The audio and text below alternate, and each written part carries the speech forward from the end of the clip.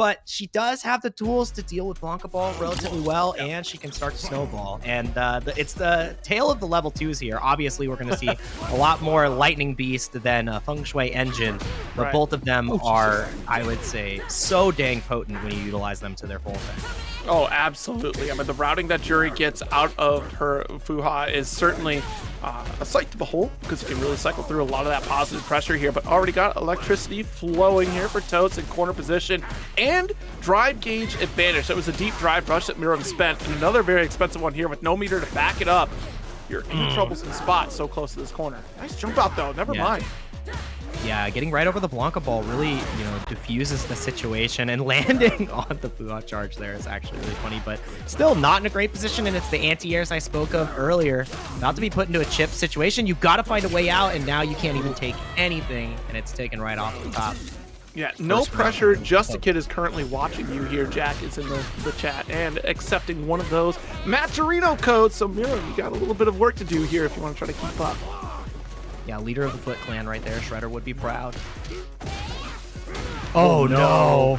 You mentioned Jack, and immediately we see a huge drop from Juri. I don't know. The nerves are hitting. I know, so that's a whole lot of pressure, and once again, just going for that early burnout here, and Totes is sitting pretty comfortable. Drive impact, and it happens to so many Juri players out here. That muscle member, you just kind of autopilot through into Fuha stock. Now Totes can take advantage with corner position. There's that level 2. Yeah, loaded chip on the table still, and no follow-up there, but actually no follow-up going down to block in time to stop the level 1 gives Murim a little bit of a break here. Drive rush in, trying to win that neutral position. Lightning Beast about to run out, but gets the slide at the end to close out game 1. And once again, all of TNS is going to be 3 out of 5. So we've got ourselves lots of opportunities to improve here, adjust ourselves in the set. And that, I believe, is the best way to play Street Fighter 6. 2 out of 3 is such a volatile hellscape. Just get better at defense is what I say. Anyway, in this game? Oh, yeah. True. Hey. We'll see. Time will tell here. Stanfield. Nice roundhouse, though. Very scary position to try to roundhouse in.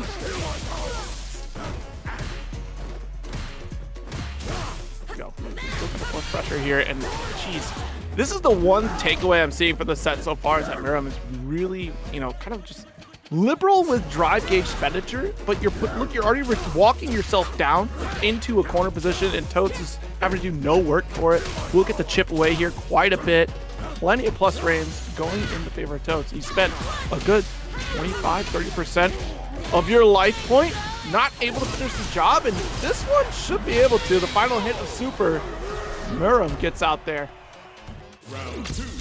Yeah, not able to provide enough pressure there. Totes really left a lot on the table for Murim, and the anti-airs are coming in here, but the burnout hasn't. It was the tail of the tape for the first game, but was able to survive in the second game. And I mean, Juri in burnout at least has the opportunity to level 1 to escape a lot of things, and Blanka doesn't have a fireball to snuff out the startup. But we haven't really seen a lot of key drive impact timings either. So that I feel is going to be a determining factor here. But we'll see exactly what happens. And again, willing to spend that gauge so liberally. Oh, geez. It's so terrifying. I mean, it's one way to fight your way out of the corner, and it worked out a little bit there, but Totes, again, just maintains that control on offense. Quick drive rush and light kick, but not going to find the mark there. Short again. A little bit early on the electric charge, so it's just a follow-through, expecting the block string to hit through. Murim had that jump out on deck, so it gave opportunity to punish. You have to be careful. Build up that gauge a little bit, but don't stick out that stand fierce. It's very quick and easy for a whiff punish. Yeah, got to get a little bit more controlled in this neutral space. Murim is trying to find, a comfortable space on the screen, especially outside of the drive rush range, to really play against Blanka. Has been getting stuffed on the jump ins, being stuffed in the neutral interactions pretty consistently. And that's where Totes has really been able to shine here. And this is where you can pop off. Lockdown once again, Lightning Beast, activation, and Blanka-chan, one more guess. No way. About to be the side swap, wasn't ready for it, and Totes up 2-0 right now against Murim. And again, it is just that overwhelming offense, but it's also made it a little bit easier as Murim is slowly just draining away at their own resources. An EX, though, on the Blanka ball to get out of the corner to challenge that drive. Well, not corner, excuse me, the neutral. to get out of the drive rush pressure. Yeah, and something I want to see here too on the offense from Totes, because, you know, getting a lot of these really great offensive sequences and knocking into the burnout from Murim, we're not seeing a lot of grabs before the shimmies have been represented, and I feel that would make it a lot harder for Murim to deal with these plus frame situations. Now you've got one more guess in the tank if you get pushed to that corner, and the trade on the sweep is actually huge for Murim, but the anti-air again, it's like 100% hit rate so far on those jump-ins. No kidding. There is no opportunity here for Murim to jump in. Has been in here time and time again. I mean, we're not even trying to shorten our jump arc with even a dive kick, right? We do have another jump forward to come through. Just anti-air from Totes. And so low on the drive gauge, so even though you escape the corner, you're at risk of burning out on this next block spring. And Lightning Beast is available, finally stopping the jump mark with the dive kick. That's exactly what we needed to see here. And the regular jump not getting anti-air, second guessing himself. Totes put into a terrible situation, but the drop right there, Murim had the round, and now it might all fall apart here the entire set. You did not guess correctly on the DI, no reaction to be found, and that should be the set here with the level 3 to close it out. No, the whip, oh my god, no! What is going on? Okay, don't let it happen though. I mean, a touch away. Totes needs a single opening. We've seen Murim overextend before. It's still possible. Drive gauge down, goes for the rainbow ball short just to try to bait something out. There we go. There it in the air. The one thing I wonder, and I hope did not happen in that corner position from the side of Murim, was the reset into the throw. I feel like that's what we were going for, if anything, right? That's a good one. And we got another great one coming up here. DJ versus the likes of Ed on TwoMixups. We've seen a resurgence of Ed, not only at EVO, but in Japan, CPT as well. This character, I feel the way I like to describe him is his floor is pretty low, right? So like on the lower levels of things, Ed can be quite difficult to play and doesn't really yield you the results that you would like. But his ceiling is so incredibly high that in the right hands, tech monsters will absolutely shine with this character. I feel like I see a new setup every week, and you're gonna need a new defensive strategy because the up kicks are not working out. One more guess, 2 shirts. Ooh. Oh. And right into the drive impact as well. Beautiful call out from TwoMixups here. And honestly, perfect name for Ed, because you're gonna get caught by a couple mix-ups. By that point, you're looking way too worse for wear. Not the two-touch kind of character here, but it starts to add up really quickly. It begins to become overwhelming. You got the stand forward here, trying to catch, at least at a long range here. That punish count would have been substantial for TwoMixups if he would have had it. Yeah, utilizing the raw drive rush as well, just to, you know, really bridge the gap in neutral. Doesn't want to deal with the Sobot kicks potentially, and no punish there. Not sure if the right option wasn't presented, but now TwoMixups, the one who's battering 2 shirts on the drive gauge floor, but it's neck and neck here. We're seeing a lot of, you know, consistent pressure as well. Normally you'll see people back off once they get below the 3 gauges. That is not a convention known in this match. Oh, and look at that, taking advantage of the fact that we don't have any drive gauge available. Immediate expenditure into that level 3, delaying the recovery time for TwoMixups, building up our own, and we are in a final touch scenario here for 2 shirts to take the round. Bang! Yeah, and it's so hard. That's one of the normal. One of the Sobot is going to be so great at reaching at where Ed wants to press, anyways. And you're trying to get that single hit confirm into a potential level 3 to just close out the set there, but not able to find it. And now TwoMixups in a pretty bad situation in the corner. At least has an opportunity to go for the level 2, and that's why we're seeing the OD speed back come out. Oh no! Takes a couple steps forward here to get a little bit of juice in that drive gauge to try to set it home. You do have that level 1. Not enough to finish though. All right, full meter here on the side of TwoMixups. So level 2 is certainly possible, especially with how low that drive gauge is. If you get the setup there, it just goes for the stun and extra damage. So level 3 is going to be mounting here. Not going to use it yet, knowing that it's not going to kill, and just gets up kicked on. Oh man, I like the idea because utilizing the CA there isn't going to kill anyways, and right. Last confirm. So it's the same situation. You just get better Oki.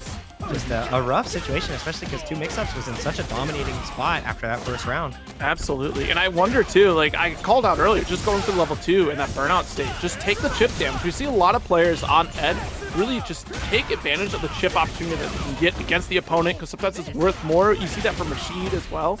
And you already have level 1 available for your reversal, for damage opportunity. The drive rush into roundhouse, whipping entirely. We just mistimed the combo. Yeah, whiffs on crouchers, that's the hardest part there, so not aware of the standing state. You got to see it right there in neutral again. While it is a great anti-air, not the best neutral tool, and gonna be losing to the air slasher. That is such a rough situation. 2 times where the normal great in one instance is not gonna be your ally in others. So TwoMixups got to change up the neutral pressure approach here and be a little bit more aware on the combo structure, but aware on the pressure sequences, baiting these up kicks so consistently. And what a broken clock is right twice a day, Zero. You know what? If it didn't hit the first time, send it again. Yeah, I feel it. I feel it. You got another Sobot through, big burnout. You do have level 3 again, and you know, same situation applies here if you go for chip. With this high amount of recovery though on the drive gauge, you're gonna hold on to this meter. Potentially you could just close out the round without spending it. That'd be a great boon for TwoMixups here if we could survive. Yeah, real greedy with the meter so far on TwoMixups. We saw the save on the level 3 just because of the more advantageous situation, but it pays off there. That jumping, I believe, medium punch is just it's so good. That normal is incredible. JP has a very similar normal, and it was just such a lucrative way to win neutral off neutral jumps and jump-ins just with its range. It's jump medium kick, my apologies. All of his punches are kicks. All of his kicks are punches. If it has the whip, it's a kick. So keep that in mind. Flickers with kicks for bed. The meter save pays off here. 2 shirts. Taking 7 golden letters right to the chin. We're going to game 3 here. Yeah, it's still fairly even here, despite we're having that 1 drop on the roundhouse sequence after the drive rush. We still kept it fairly clean, especially that last round, right? Yeah. Nothing more could be really said after a perfect there. Now we're going into that game 3. Back throw.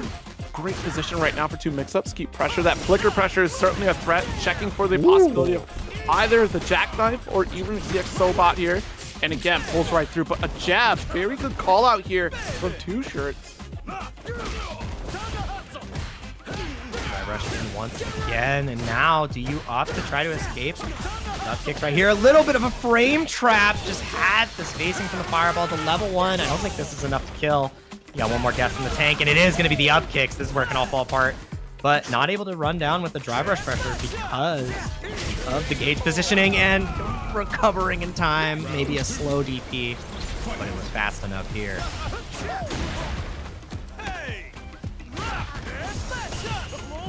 Parents here. Really try to challenge the drive rush though. He will get parried up.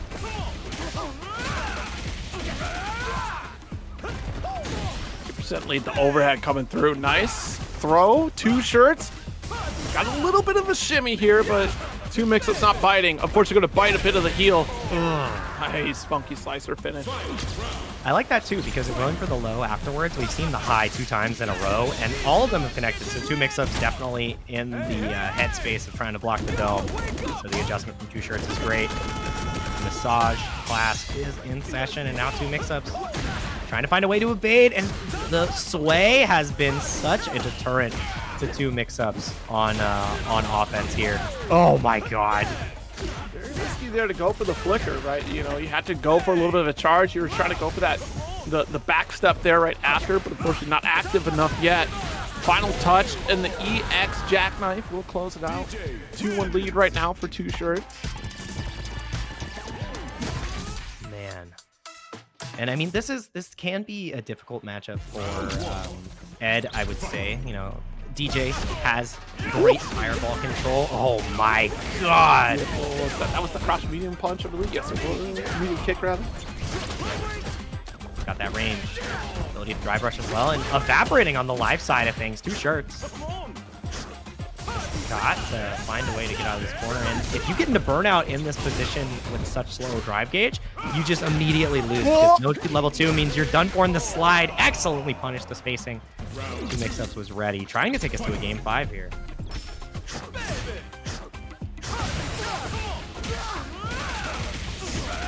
here. Machine gun uppercut. Oh, crouch medium punch immediately spends into the crush on the wall here with drive impact. And the overhead does get called out, but no follow through. Able to challenge once again here. The two shirts making expensive runs here. We're pretty close to a round anyway, so it's hard to spend. It's also open up. That's a deep bet though on the crouch forward. 2 times. The point blank slide. I can't believe it either, because like the first one was blocked so well. Second one was like, we'll trade that. If you leave the drop on the table, we're not going to leave any opportunities here. TwoMixups still hanging on to the bar. Gonna use the level 2 here. Do we have the desyncs? No, going just for the standard combo with a little bit of a drop there as well. So a lot left on the table, but it doesn't matter. The drive impact connects. Level 1 won't kill either. You still have one more guess in the tank. OD up kicks is an expensive reversal utilizing the level 2, and it's answered excellently with the OD Psycho Upper.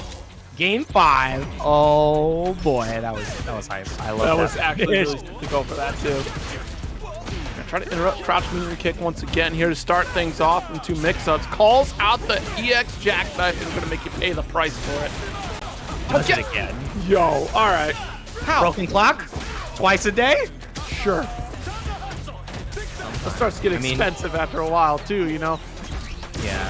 The do it again is the online classic. You know, it's a special strategy for those climbing the ranks, but you're gonna need to get a little bit more refined here as TwoMixups is taking us to set point when it was curiously at the deficit. And the great check on the drive rush. I like the utilization of the stand heavy kick there as well, because it potentially catches the sway as he is standing, and it just has that extra range. Level 2. Do we see a desync this time, or do we just see the same route? Going for the desync. Damn, that was so much more damage. And he DPs through the perfect parry. Oh, do it again. Oh my God, Zero. We're going to find out that a lot of things can go wrong between a Luke mirror. We do have Riddles pulling up against YungTate. Riddles out from Canada, of course, putting in the work with the blue Luke. We have the red shorts Luke from YungTate. Yeah, seeing a lot less Luke online. Obviously, we still have Noah the Prodigy representing the pick. Riddles as well, going to be rocking the Luke, but a lot of Luke players even in Japan have switched over to Akuma. Some of them are on Ken. You've got Ed in the mix as well. I mean, Mena playing Zangief, so Luke stonks are down, but the character is still in a really strong spot. So. Yeah, I mean, it has all sorts of tools that are, I mean, honestly, really excellent tools. A lot of forward approaching normals. Even that crouch forward still very strong. Stand fear. I mean, you could go down the entire list. This character's still just fine. The adjustments to even crouch strong aren't necessarily the worst. Even his adjustments to crouching fierce aren't awful either. Like, this character may have been lightly nerfed, but still very much a viable character in Street Fighter 6. Yeah, exactly. And YungTate getting that first round on the board here against Riddles. Obviously, you know, Riddles is a strong performer at multiple majors, but I would say the favorite for this set. But at TNS, anything can happen. Each and every level of this bracket is killer after killer after killer, and that is a killer drop. Not the biggest punish, though. And the People's Hammer, that jumping fierce, still so dang good. Yeah, I think some of the follow-throughs on both sides here have been a little iffy right now, but I mean, it's the first game rather, and you know, still a little bit of time to clean up. The OD uppercut, and YungTate gonna send it home just to take that first game. Jeez Louise. Tail Rider. Level 3, watch the movie. YungTate in a pretty positive position here. A little bit of an overextension from Riddles defensively. And I mean, maybe, you know, not running into the mirror as often as you typically would. Obviously, our US representative that is constantly on Luke in the leaderboards, a menace of the rank ladder. Noah the Prodigy, currently in Saudi Arabia, so not getting that highest level Luke mirror. Jump in here. Kind of late in the sandblast. Yeah, we're certainly gonna punish this here. Oh no! Riddle's reaching for it right now against Tate. No way again! the bait on the throw. Tate has been right on so many of these decisions. Riddles is getting read like a book, and I mean, this is how it can all come apart in Street Fighter 6, right? If you make the wrong read once or twice, you can potentially lose the round in one decision, and that's what we're seeing happen to Riddles, not only on the wake-ups, but in these row positions as well. Quite getting the perfects here, but does get excellent positioning here for the corner.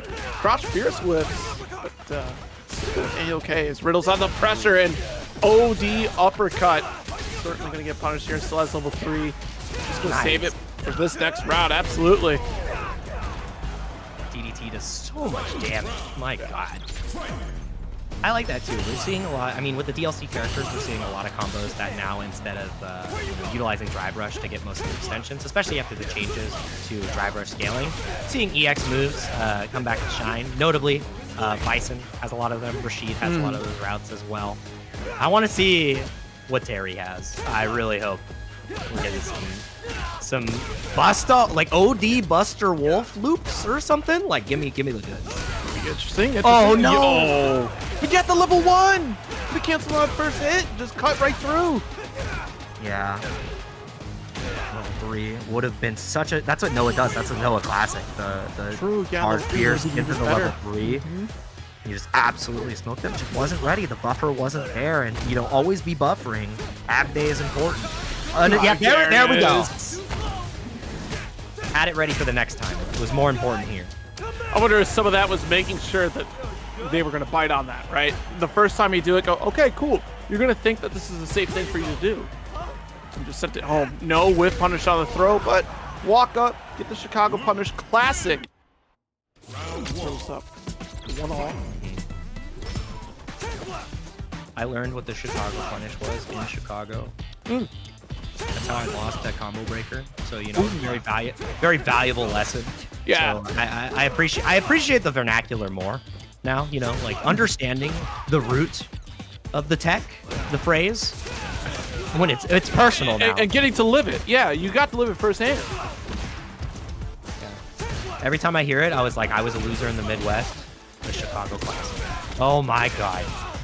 Riddles fighting back though. Pretty low on the drive gauge, but now it's like the opposite movie. We're seeing the same baits that happened in game 1 that allowed YungTate to really dismantle Riddles' defensive game plan. Come right back at YungTate.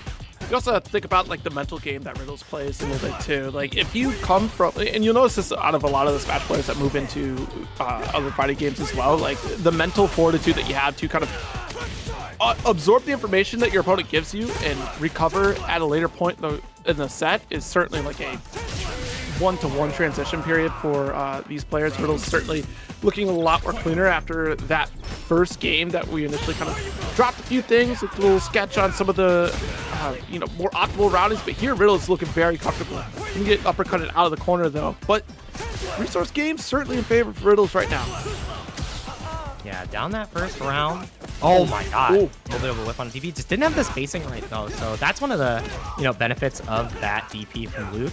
If they go for a neutral jump from that part of the screen, you're not going to whiff. But if you say you're Ken, you go for fierce DP, you're right in their face. So lucky for Riddles. Going to cash out the level 3 here, not only to get a little bit stronger in the drive gauge war, but just to get that life a little bit more even. You have an opportunity to build more bar in this round as they're a little bit over half. And now you got one more gas. Great block on the overhead. And now YungTate's the one nearing burnout, and you see the slowdown, but no anti-airs. That's been such a missing piece from Riddles' game plan so far. Totally. Yeah, Riddles has had a few opportunities where you can go for anti-airs, like you said, and just after a couple missed opportunities, much like this one here, which should have been a victory for YungTate if we were to finish the combo routing. Drive impact wasn't ready. No resources on the table to even reversal it. Yeah, such a rough checkmate situation because this should have been a 2-1. And not getting the punish either on the drive reversal there. -6 outside of burnout. So Luke definitely has a pretty nice punish from that situation.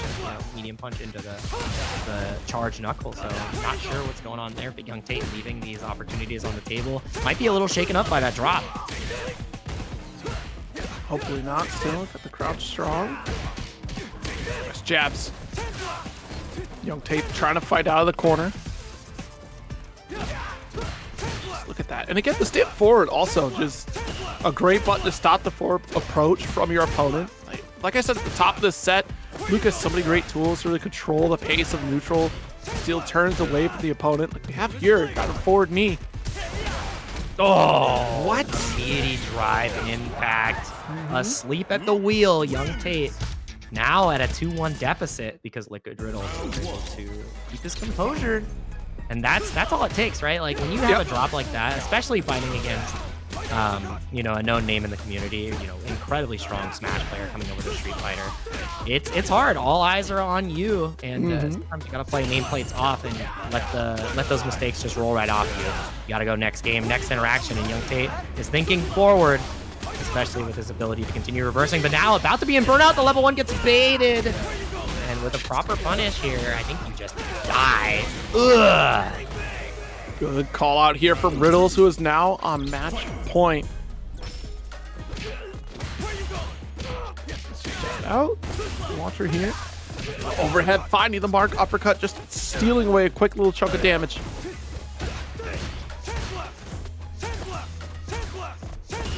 Switch for that Sandblast does get a little bit of a parry here. Riddles trying to walk down YungTate. YungTate doesn't want to give up this corner position, so we'll see, you know, the light kick poke to try to bait out a reaction from Riddles, but Riddles just so locked in right now. Yeah, and this is the great part about 3 out of 5, right? Because, you know, barring that drop, YungTate would have been able to take down Riddles 2-1. And I mean, you know, Riddles able to turn it around that situation, but we would have a very different story here, and the ability to adapt. And that is one of Riddles' strength too, especially coming from Smash, 3 out of 5 game. You need that data, you need that time. And that's where now Riddles is 1 hit confirm away from taking this whole thing, and that's exactly what we're gonna see here. YungTate gonna be going down to the losers bracket off an unfortunate drop, which could have taken us to 1 more game after this. But that's not what we're gonna see. Good stuff to Riddles. I get to see this matchup in Seattle a lot. We have our local representatives, Dylan R and Dr. Danny Pham, and this is on paper can be a good matchup for Marisa, but if she makes a mistake and does not deal with stand light kick appropriately, her Gladius game gets completely shut down, and he's good. Yeah, honestly, the Gladius is certainly a strong tool, especially if we see that Geef wants to go for more armor situations here, especially with that Sam Fierce. Bagmen looking down on drive gauge. But yeah, you know, you talked about how a character, if you let them get away with things, they could certainly start to, you know, snowball against you, or even just start running away with the set. And Bagmen on Marisa is certainly one of those characters as well. If you make mistakes, you're certainly going to pay for it. But the same could be said for Zangief. Trying to go for that drive parry. Unfortunately, going to get scooped up by TheFatManatee's SPD. And the thing that's scary here now is you got to deal with the DI, but you're not close enough to the corner. No anti-air coming in, one of the weaker parts, but the 4-frame light kick is such a boon for Marisa to deal with. And that's what closes out the round. Headbutt, nice dunk. That button is incredible. That button is a war crime. Headbutt. What if it was +4 and it took away half your drive bar? Yeah, let's do it. Just boom, boom, boom. Needs it. Just let him have it. She is. She's letting him have it. Right to the corner we go. You don't get the same Oki situation that we used to anymore, so TheFatManatee has an opportunity to really challenge out here. That's why you see the whiff. No confirm there, though. Not really getting a nice string there for Geef. 3 bars on deck, though. We call this big bro energy. Oh, my God. That's big bro. You know, that's gonna get you gotta be like big bro energy. You're crouch blocking. Zangief with substantial amount of health, and Marisa, no resources whatsoever. If you jump in, you get lariated. There's no escape. It's like the old uni meme. How do you approach a woman who's crouch blocking with a flash kick, a full screen fireball? And it's like, what do? You don't. And in Geef, when he's locked and loaded with that level 3, the range is so incredibly far on that thing that you are in a rough situation. Yep, grab beats that level 1 super. Not able to evade there. Jump back, such a hard option to commit to here. And Bagmen, you gotta, you know, stick to your guns here. Tech the throw. I know you want to take the throw, but you're taking L's faster. Yo, crouch forward for crouch forward's sake. Through. Yeah, there's that stand Fierce too, just being such a threat. I'm surprised don't go for Gladius there. Trying to pierce right through that armor.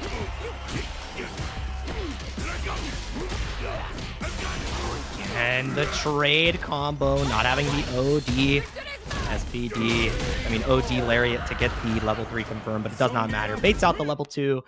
Very convincing game 2 from the TheFatManatee, not even having to spend the meter that time. And it's all falling apart here for Marisa.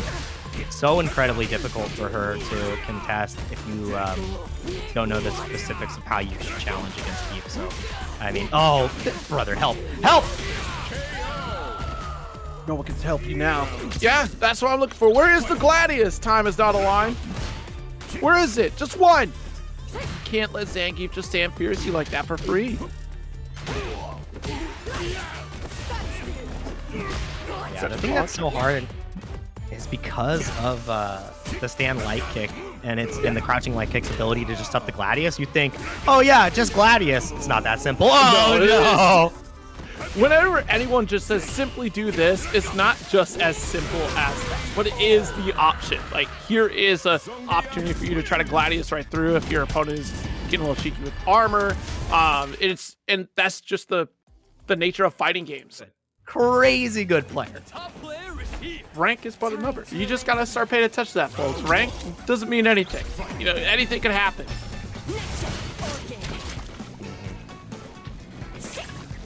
Poison State, though. This is going to be an interesting one here because there's a lot in the way between Jaime closing the gap against A.K.I here. Forward roundhouse also going to be those plus frames, but keeping on going with the Serpent Lashes, the medium version, to kind of keep Jaime at bay. You keep applying poison over time, and you just chill. Trying to call out the palm strikes, as Azan is trying to find that perfect position to go for it. Also, just even get drink install as well. Like, safe opportunities to do so. And side swapping here is a great call out for CamPaine. Oh, not the heavy version though. Wait a minute. Yeah, that was so clean, utilizing the short dive kick early on. Setting up that spacing trap as well. No anti-air though. Really great jump out timing from CamPaine there. Up down looking for the frame trap defense. So good from Azan, but the spacing trap of their own. CamPaine gonna get a ton of damage here, and you have to be so careful because now you cannot try to perfect parry. The throw would kill you here. That's why we see the tech come out. CamPaine about to be in burnout though. This is where Azan can really pop off, but so dang low, you can't really afford to make any errors. Yeah, I was really trying to pile on that poison damage over time. CamPaine can't just touch away here. If you go for the medium lash, should be able to. Oh no!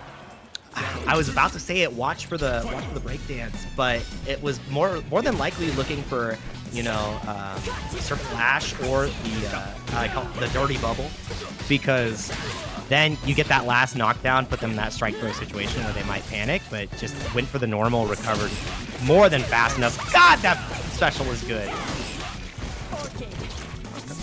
Another poison application. The overhead this time. Let's send it home. CamPaine gonna take that first game here. Again, very strong A.K.I player. We've seen CamPaine rise through the ranks into top 8s time and time again. You can start to see why, especially like the build-up. It starts to get very overwhelming dealing with A.K.I, especially at that full screen range with Jaime here, because it is that. It's so difficult, right? Because you're putting yourself into harm's way by trying to close the gap. Your tools don't have anything to help you out to, walk behind safely to try to get closer to A.K.I. Yeah, and already having to deal with how she can dominate neutral, not only with Fireball, Drive Rush, but also utilizing utilizing the Serpent Lash. It's just so dang hard with the buffs she's received. Oh, the shimmy as well, but not getting the full confirm, and now you've got a pixel in a dream. Yeah, you can't even DI back in that situation, and I love that. The attempt to go for the parry, that's why we're continuing to see the DI. Trying to force them into a place where it's like, yeah, react. Oh, but the jump punish! Oh, this comeback is incredible. Level 1 should be able to do it here. Doesn't even need it. No, a little greedy here, but the throw punish with the dive kick. Pixel in a dream. Azan. I told you. A CamPaine just got swarmed. At that point, Azan's like, you know what? Go big or go home. There's nothing else left for me here, so I may as well press the offense as much as I can. especially since Aki doesn't really have any reversal opportunity outside her level 2. She can just get overwhelmed by a character like Jaime, and that's the reward you get for weathering the storm and closing a gap like that. Dive kick, we've got a couple drinks on deck here. Yeah, and I think in these situations too, where we're seeing CamPaine get a little bit mauled on the defensive side of things, we need to see more utilization of the backdash, you know, the serpent slide, to try to escape the corner, and even potentially using level 1. I think because of this starter, you might die with the drive rush follow-up. It's gonna be close, but no, I don't think it's enough damage. No, I'm like, that'd be much. Hold on. Oh my god. Oh, dude, Survey says I should have believed in myself. God, I told you. You did tell me. You did tell. I didn't believe. He said, Jake, no, there's no way. Jaime ain't that good, right? Right? If anything, he does have damage. And I mean, with the drive gauge position he was in, that's why I expect that. But I forgot he gets the OD follow-up there. So, you know, really, really great optimization from Azan, taking us to a game 3 here. CamPaine striking back, though. And this is where the set play pressure becomes so dang hard, because once you get smothered by Aki, it's an uphill battle, and that's exactly what we're going to see. But we saw a Pixel come back before. This is a lot more to work with. Trying to be cautious here, but the EX dive kick comes through. Nice shimmy again, Azan. Double dash, the corpse run, trying to get closer to that east side of the screen. But unfortunately going to get walked down by the poison ball. Eventually choosing to engage, but that burnout state, CamPaine can just really run away with this one. Yep, and not opting to go for the level 1, whether it was a deliberate decision or just a failed reaction. The tapes will tell if you look at the inputs, but we sadly cannot see that here. So CamPaine in a great position. The meter saved, at least on Azan's side, potentially go to level 2 or save for that level 3 here. Begins again, another lash. Trying to call out some of the walk forward here. Yeah, walked into it again. Still got the follow-up. Nice throw from Azan. So now we can kind of challenge against CamPaine. Really build up that life lead. Big punish counter opportunity as well. No drink. Takes the safe jump. So CamPaine's defense looking pretty pristine so far, and utilizing the drive rush to just jump out. I love that. Burn a little bit of time to get your drive gauge back, put them in a one-touch burnout situation. A lot of health to still work with on the side of Azan. You have to be careful, because you might put him into critical art range, and you will quickly die there. Utilizing the serpent slide away. Burnout now. Where's the DI? Gets the throw on the north. That was tragic. Startup came through, tries to go for a drop impact, no whip punish on the sweep. Cruel fate. Yeah, he's just trying to go for the chip away here. Oh, and Ghost gets back. So lucky there from CamPaine to Like what? Yes.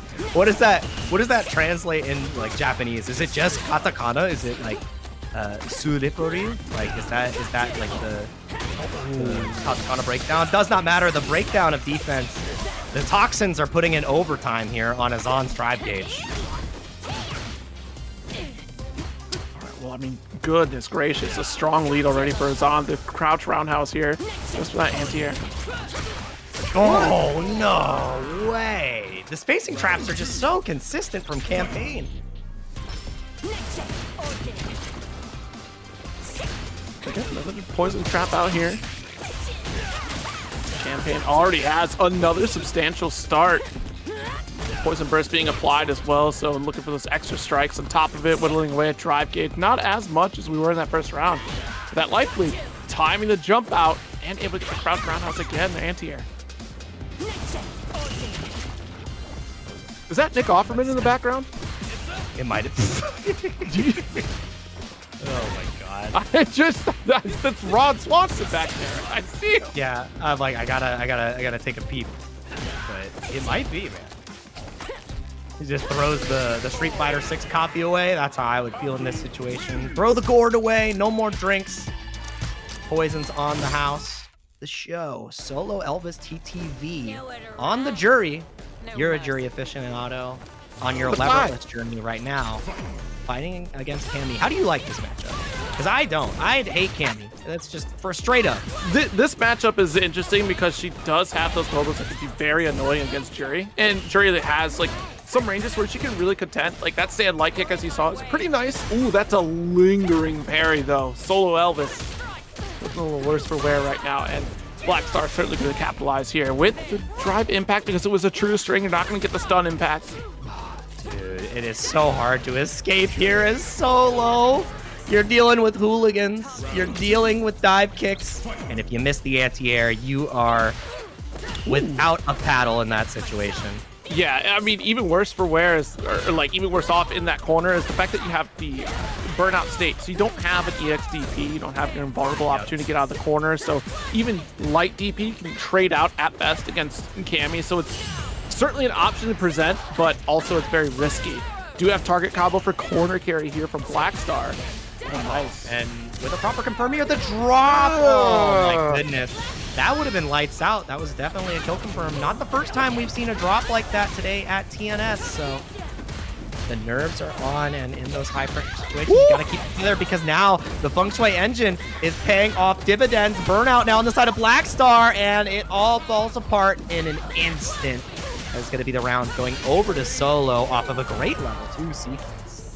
The level 2 sequence, and then the final kill sequence as well. Stocked up a little bit extra on the Feng Shui just to make sure that we could get like a Fuha roll through in case we wanted some extra damage if we weren't able to cross the finish line. For Fierce. Tries to get Stand Fierce as well off of the recovery on the drive parry from BlackStar. You're looking for that final touch. You want that burnout, but you side swaps, and that's so unfortunate that we do. Thank you so much. Honestly, the positive pull from here is the fact that drive parry helped out Solo so much to get additional drive gauge, because that put you in a position where you're going to pull it BlackStar and burn out for, oh my goodness, for retaliating with that drive impact back. Exactly. And I mean, it was a valiant effort because BlackStar was able to find a great escape with the walk under on the jump gears, but still, drive impact was a little bit more than you could chew. And you have to be so careful because all Solo needs is a crouch medium kick into super. Any hit confirm will kill here on BlackStar. And going for the drive impact is terrifying, but the perfect parry is excellent. DI does come out. I don't think you have enough drive gauge to kill here. Got the third gauge, but even with the level 3 cheeky reset attempt, great block of the overhead, but you burn yourself out, and that is going to be the game here. So neck and neck, back and forth, and it comes down to a loss in the drive gauge board. BlackStar held on to that 3 bars for so long and never got to use it. Such a rough situation, and it all started from that drop in round 2. Yeah, that initial drop that BlackStar managed to cross that finish line again, and just back-to-back scenarios where BlackStar are unable to get that momentum back. That light kick, able to get a Fuha stock. Nice block on the low from Solo. And BlackStar not doing too great on the drive gauge side of things, consistently being the first one to go below 3 bars and not really getting a life lead to show for it, right? That's one of the things you have to be able to put on the table. And looks like dinner's ready. Side switch coming out, and we're in the mud with contributions. Thanks for the 5, and thanks for the 5 seconds of stun in the corner. The drop again! No way! 0! BlackStar, no. You know, actually, this does remind me, this is exactly how the Black Tri-Stars went down in Mobile Suit Gundam. They thought they could take on a solo Gundam, and Amuro Ray turns out has a much more superior machine than the Rick Dom that he had to go up against. I'm really appreciative of the lore-accurate Street Fighter representation stage play of Gundam that we're getting on display. Which Gundam series is that from? That is Core Mobile Suit 0079. There you go. So if you want to see the anime version of this Street Fighter match, you know where to go. What an anti-air from Solo. Oh my god, and the reaction! Yeah, that's the question though. I don't think this is enough to kill. CA would have been enough to do it. So BlackStar has to, you know, defend in this situation. There's a guaranteed drive impact. If you block a drive rush here, you will die. Cross-cut on to the anti-air. So dang good. Overhead into the CA would kill, but now out of burnout. BlackStar is the one who's in control. Where's the DI? Are you going to try to challenge out? Fuha comes through. OD dive kick does not connect, and he goes to level 3 to beat the dive kick. He reacts in time. Recovery from the backdash. Unbelievable. Life is just not fair for BlackStar. Just this set is. But you said it. You said it. You said it. This is a recreation of Gundam Core. That's it.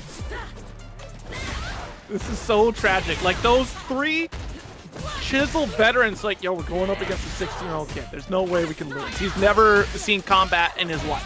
There's 3 of us. That's what it is. No problem. And then suddenly the Gundam's like, yeah, but activating combat mode. And you get level 3 just like that. That was wild. The ability to close that out there. Drive impact does come through though, so BlackStar. We've seen 2 drops on these. No, stop. Please. Just finish your food. It worked out, but I cannot continue to watch these combo drops. They hurt. BlackStar, please. Again, but the medium kick, the counter poke. Nice jab from Solo though.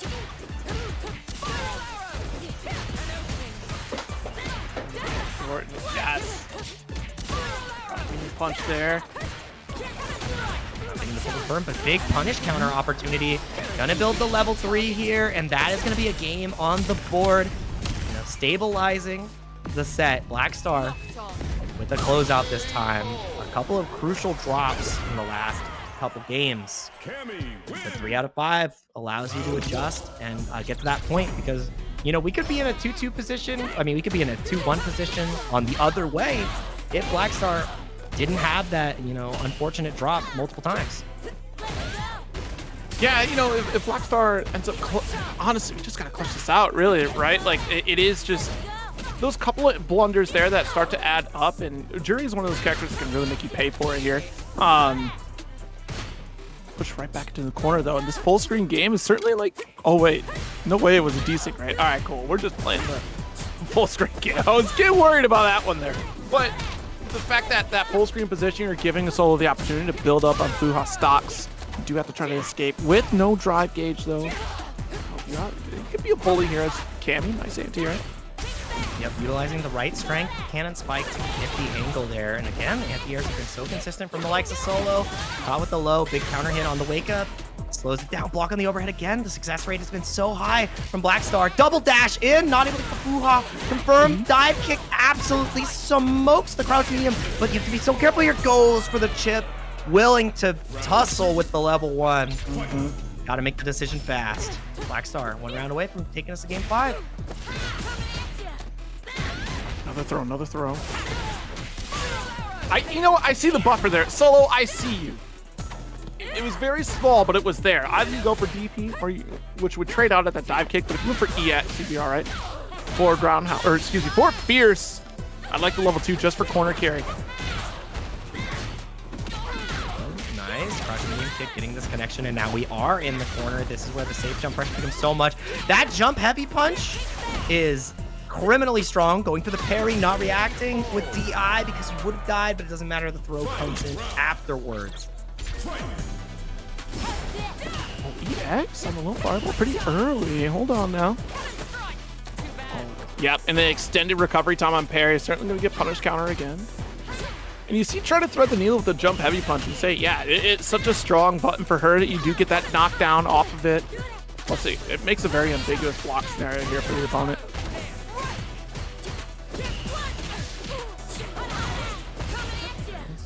About to go into burnout, so Solo needs to stave this off. DP comes out once again.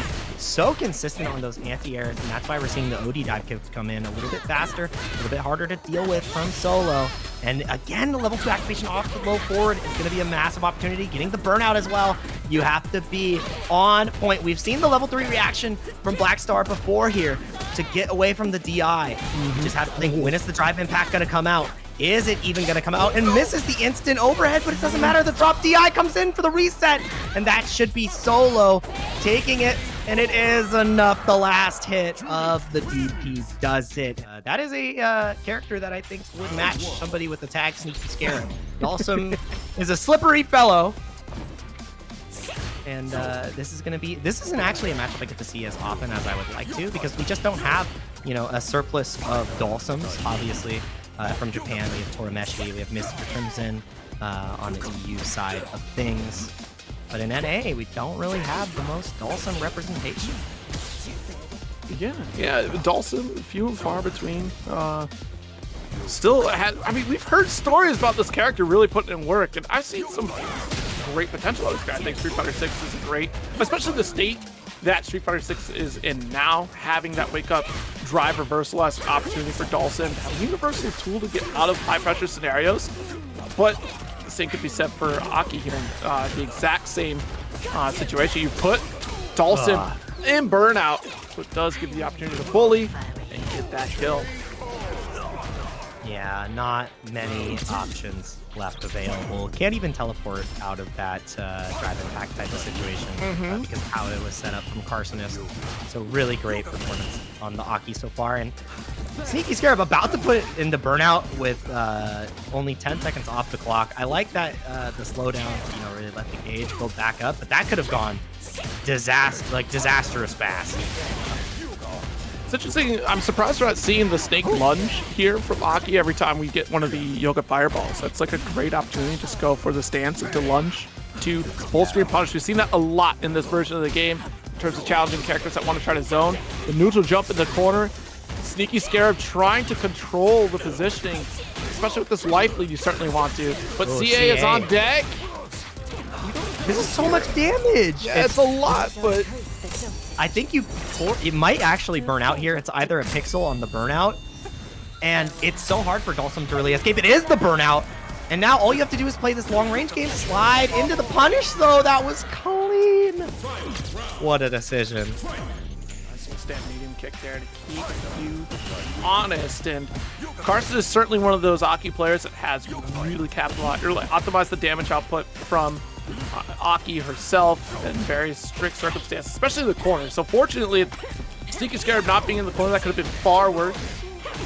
But this is exactly the position Kharsonist wants to be in, recycling through poison states. Nice jump fierce. Good stagger again.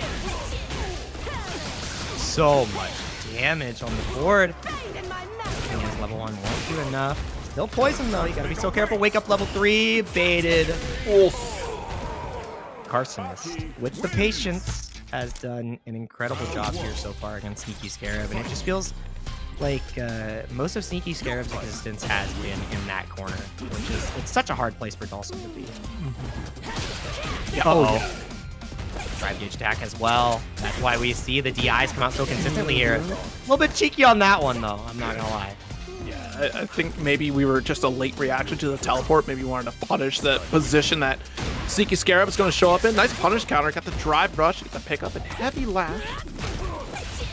To juggle a little bit further here. But yeah, that is the key aspect of Kharsonist's game plan against Sneaky Scarab, it seems, here. To get the burnout. So it gives Dhalsim no wake-up opportunities here. So he can continue to cycle into poison. There's that lunge I was talking about. Not on a fireball, just calling out the low slide here from full screen. And yeah, it's like finding the way to win this matchup as Sneaky Scarab is so incredibly difficult. Like you said, the dash right through the fireball takes away one of the most powerful neutral options that you want to utilize. And I talked about it in game 1 where Sneaky Scarab could be in a disastrous position if we see that poor drive gauge management again, and that's exactly what we're seeing on display here. I think you can actually build the third bar. Oh no, the drop! Third bar could have been built, but it does not matter. No super required. Kharsonist running over Sneaky Scarab at this moment. Yeah, and I almost feel like Sneaky Scarab is doing the best they can with that drive cage. You can't be throwing fireballs like that. Lo and behold, I say it after the first game, and Kharsonist was, oh yeah, that's right, I got this. He just keeps sniping it out from full screen position. And Sneaky's doing their darndest. Like, yeah, we're spending drive gauge like crazy, but we need that breathing room away from Aki so we can try to make these challenges. But now that we've added to our offensive player that lunge right after going into the stance from Aki here, it makes that full screen position all the more terrifying for Scarab. Oh my god. And yeah, like you said, utilizing the fireball in this matchup becomes that much more difficult. We need to see more of a buttonsy approach here to really contest against Kharsonist. So while Aki's pressure, close up and against your projectile game, it's going to be really strong. If you play that full screen game as Dhalsim, she doesn't really have the best normals to contest it. Like, she's great in close quarters combat. That's what makes her so dang strong. Obviously, you want to be able to contest with the Nightshade in order to get through and utilize your normals, but we're not even seeing a lot of that in the drive rush for Kharsonist. Pokes, medium kick. Got a flame just to, yeah, we're gonna trade that out. My goodness. Poison ball to come through, teleport. Jesus! Teed it off for a perfect punish counter. Look at drive rush carry to corner, has level 3. May as well send it home. That is 3-0 victory here for Kharsonist in complete control of this set. No escape for Dhalsim whatsoever. Okay. Yeah, this matchup can be a little bit interesting as well, just because of Blanka's ability to really escape defensively. You can play the wild style or play like a wall in this situation. And dealing with level 2 is a rough spot to be in on the likes of A.K.I, but once the pressure is on, it's going to be difficult for you to escape. And now we got throw loops on the menu. No, we're just gonna keep the pressure consistent. A little bit of a side switch hop, and now this is where Eldergoose might see some trouble.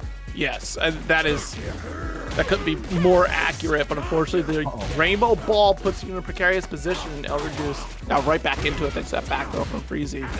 You can see, right, out spacing against Eldergoose. You went for the plus frames off kick, but whipped entirely here. Oh my goodness! And you get the full confirm into up ball. That was incredible. Showing the power of the hop. Utilizing the OD Lightning Blanka-chan.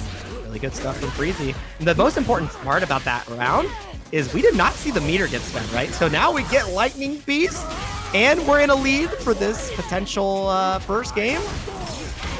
Definitely a great position. Driver versus got rid of Blanka-chan. Uh-oh. No way. That's definitely going to get that reversal here. Trying to fight for our life out of this corner. 2 bars of drive gauge left. Freezie can challenge here. Yeah, very scary position again, and we're saving for that drive impact opportunity. A little bit too early to make that call out happen. That was beautifully placed from Freezie. It was just the timing that killed it all. Yep. Oh, trying to go for a perfect parry, maybe a potential drive rush there, but now, yeah, I think that's going to be lights out. The OD takes the round, and now it's a meter advantage for Eldergoose. Eldergoose got so lucky off of literally the fact that Freezie did not hit the mark on that drive impact. We'd have a different story if we had just waited maybe a fraction of a second longer there before letting it rip. Oh my. The thing is, canceling into the Lightning Beast here, if you would have just gone for a regular extension, you might have been able to kill. But this mix-up, baiting the level 3 OD Blanka-chan, you might just get chipped. Oh yeah, just You might just get chipped out. I think you're just dead. No opportunity to even see a Freezie. Putting a stop to Eldergoose's attempt at defense. That was such a good sequence. And, you know, the power of, you know, chip and chip damage with the level 2s that we brought up earlier in the day. We got to see it on display of why it's so scary to be in that position against Lightning Beast. Absolutely.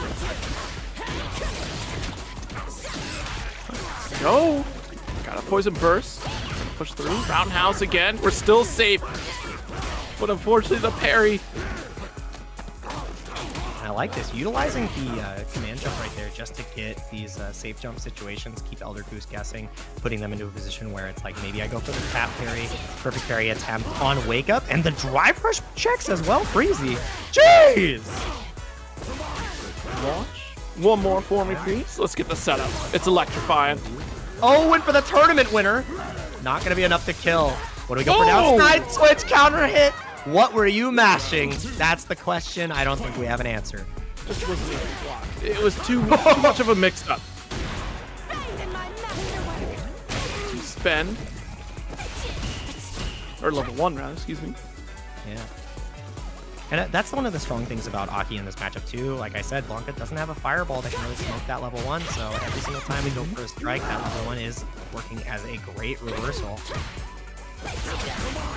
Again? Yeah. Every single time Eldergoose has gone for these drive rushes unprotected by the dirty bubble, it's caused a drive rush check, and that's where Freezie is really getting a lot of momentum in this set. And now you have to deal with the set play, one touch away from death. Level 2, wanting to close it out, wanting to make it a throwaway. Oh! How do I know that you're a Dragon Ball fan? You call Freezie Freezer.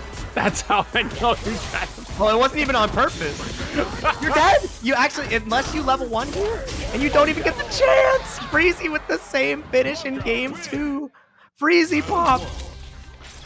That's a Dragon Ball fan. It's a real Dragon Ball fan right there. Nice. Hell yeah, brother. I mean, HFIL, yeah, brother.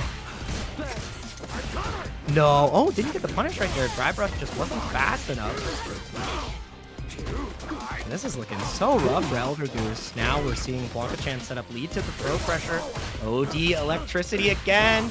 Double hop. Oh, in the back up ball. Eldergoose is just getting defensively trounced by the Blanka. I think it was such an interesting call to go for parry out of that mix-up opportunity there because you don't have to worry about the position of block if we decide to go for a button on the opposite side. You're just going to absorb it by the parry, but the level super activation does also activate Sean and gives the round for Freezie here. Freezie's Blanka, I am liking what I am seeing. Incredible consistency on the dry brush punishes, the setups in the level 2, varying up his options on offense, and the resets as well. The first drive impact we've seen from them, level 1, does it for a perfect to take a 3-0 over Eldergoose. Not at all how I expected this set to go. I thought we were going the distance. If he says make some noise, he changes your ringtone and subscribes to the Twitch. And you got to get right back into the action here at TNS. Fierce versus EnzoTheHokage. Not only a Street Fighter aficionado, that is a music producing icon right there. And Enzo is an icon for the Street Fighter future right here. This kid is a talent and showing how strong you can make this character Ken look. So dang consistent, so strong throughout the entirety of Street Fighter 6 so far. And, you know, in contention for being the strong. That excuse? Did you see that crosscut? How did you know? The micro walk forward at the very end, from crouching, mind you, from crouching into the crosscut. That was not easy. No, that was such. I'm very surprised we were able to make that step happen because lesser players have been called out by that jump in from Fierce. Yeah, the minuscule margin for error there is not to be understated. That was incredible by Enzo. And also now Fierce trying to battle out. Pretty precarious situation. Going for the command grab, keeping it, you know, keeping the options interesting. I like that too. Yeah, that was a very good interaction on the corner there too, because go for the jab to call out the stand Fierce from Ken. Not able to trade out. This level 3 was sitting pretty for this next round here. Fierce looking real good. And I like the decision to go for the level 3 here. Yes, you now have 0 bars, but this extra walk speed enables you to deal with Jinrai better, to walk and shimmy against Enzo in a much better position. But it doesn't make those whiffs any less painful. Yeah, that's Stand Fierce. Again, both of these players finding opportunities to challenge on Stand Fierce from either side. But right now, EnzoTheHokage is certainly running away with it. Stand Fierce, gotta be careful, but we do have that spacing advantage here. So Jab's not gonna be able to challenge it out. Maybe a crouch forward from Fierce? Oh, and the Bulldog ability right there. Standing right at that Stand Fierce range, at the tip where you make them block, they have to be so cognizant of a Jinrai follow-up, a Fireball follow-up, and just locking Kim in, saying, this is the range that you get to play now. This is the screen that you are awarded. You do not have a level 3. Your level 1 is not beating fireballs. Try to survive. And that's such a rough space for Kim to be. So really great control by Enzo. It was all about how he held the corner down. Backdash! Are you kidding me? But he dropped the confirm. Yeah. The space that we're looking for, bombs away. Doesn't call out the Rekka here, but will get overhead. Jab, of course. Right on reaction, too. The moment you see the spray paint come out, that jab is totally fine to go for here. Gets the jab challenge on the run as well. And Enzo doesn't want to, you know, let off the gas here because every single hit is going to lead closer and closer to that burnout.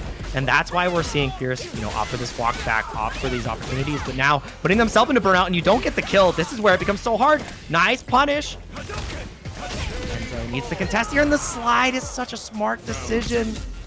I think it would have been enough to also, you know, kill if drive it back was put on the board. So really great option by Fierce.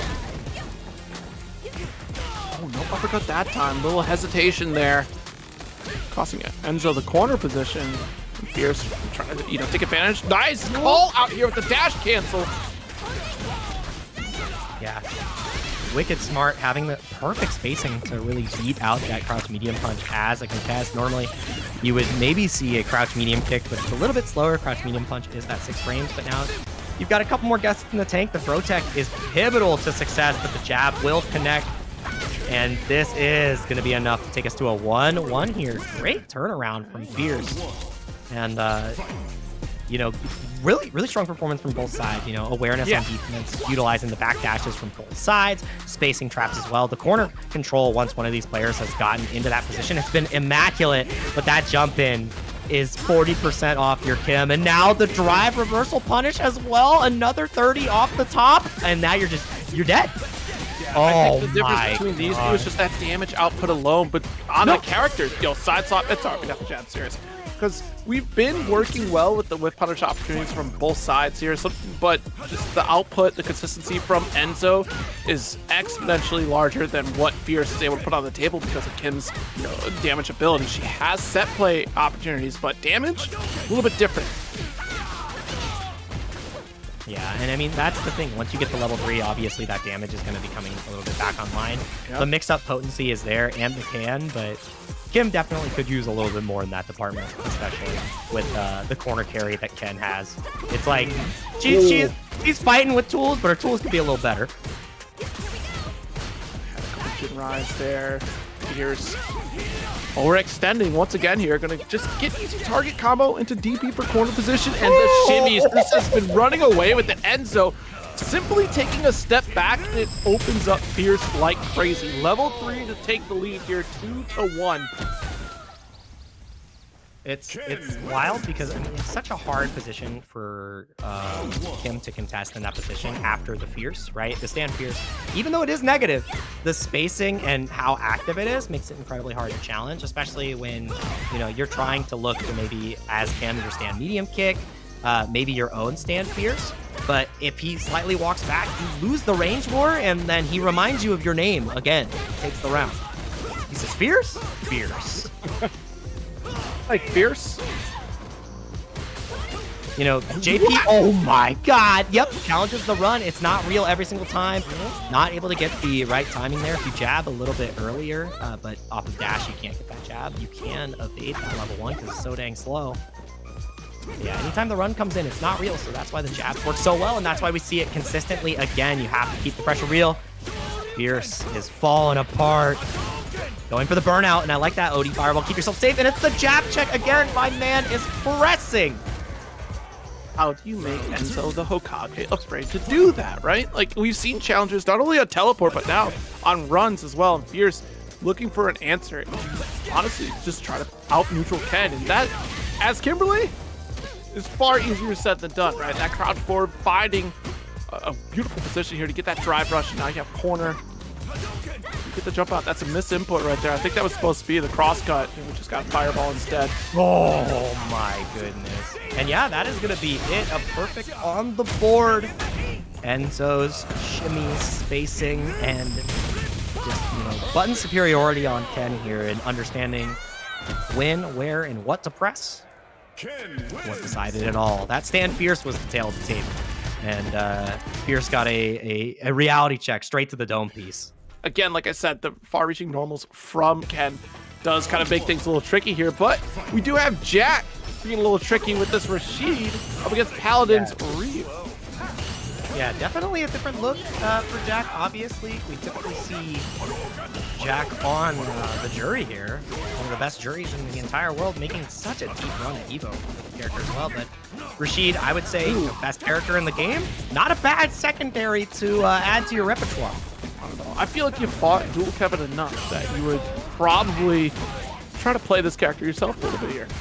You learn through osmosis. You're like, yeah. He hit me with that level 2 setup. I know it now, right? Oh no, and I know that is gonna feel incredibly bad on the likes of Paladin, who also has an Akuma in their pocket, but likes the Ryu for the most part still. Level 2 is here. And even if you block this out, which isn't going to happen, you were risking burnout into eventual chip. So taking the tornado, it's a rough time. Azan is staying crouch strong there. There we go. Beautiful reaction from Paladin though. Throw. A little bit too far on the range, yeah. Not afraid to continue pressing here as well in the burnout situation. Taking the opportunity to just steal turns with the mixer. Unbelievable. It looks like JAK's not even in burnout. That's how the offense feels. Yeah. It's so rough. I was just thinking Like, what do you mean? you know it's supposed to be Paladin on the offense right now, and it, you know, back-to-back burnouts just for the finish. JAK coming out swinging with that first game. Probably a joke that's outdated and Paladin wouldn't understand. All right, Paladin, it's your turn. Let him have it. Okay, JAK, here you go. Oh, man. And JAK is just happy to take the opportunity and not press out. I mean, you gotta look at Paladin in those situations. DI is going to be losing to the spinning mixers in those situations. Was opting for a lot of jab strings as well. And JAK is looking so dang good so far on the Rashid. A absolute natural. Overhead mix potential. Another perfect parry. So you take a couple weeks off from Evo, and then suddenly you crack out on Rashid. He's back on the streamer grind. It makes sense. The streamer himself, the Turbulent Wind, is absolutely running a clinic. Oh, no! Oh, goodbye. Wait, I'm sorry. Okay, No we still got an way. opportunity. We got a shot. He might get chipped out here. Triple Hashogeki into throw? Oh, no. That's if he had another week on the character, that's not a drop. I don't think it was, and I don't think it was supposed to be the heavy, just regular tornado, right? Like just going straight up to the sky. Because I think that's supposed to be your angled spinning mixer. Yeah, the meat. Would have been meter. Well. Yeah, that would have been OD, but you didn't have it. Maybe just a knowledge gap right there. Maybe just a slight miss, and that's what these tournament matches are for, right? Like this is your practice zone. This is where you're fighting some of the best of the best to get that experience. So valuable lessons are learned in combat. Oh, good neutral jump for Paladin. It's still again the perfect parry. JAK bringing a little bit of their own, universal defense to the character of Rashid. Like that too, off of the OD Eagle spike just to get the setup nice and clean. Overhead comes through and able to escape excellently so far, completely nullifying the level 2, but the check on the drive rush into the Eagle spike is going to be enough to equalize the rounds here. JAK's fully stocked though. It's so important to get that quick drive rush in and close the gap. Nice throw. Nice range here, so not able to get that follow-up after kick. But this one certainly will get our corner carry. And gets right back on out, utilizing the OD mixer.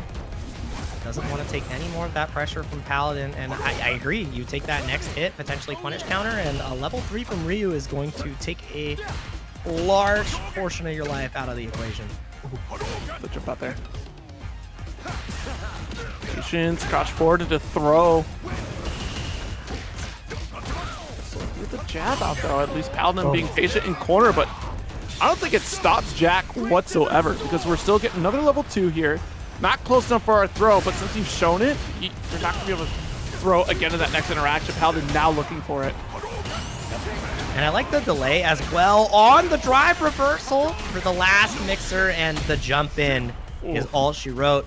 That is going to be Paladin evening up the score, taking us to 1-1. And that is why it's so difficult if you misplay in the Fireball game, especially against a fully stocked Ryu, because he will just take 60% away from you in an instant. This character is a damage dispenser. Absolutely. Yeah, I mean, this character really started to run away with it, right? In terms of like sneaking up the ranks in terms of damage. Ryu starting to cook quite a bit.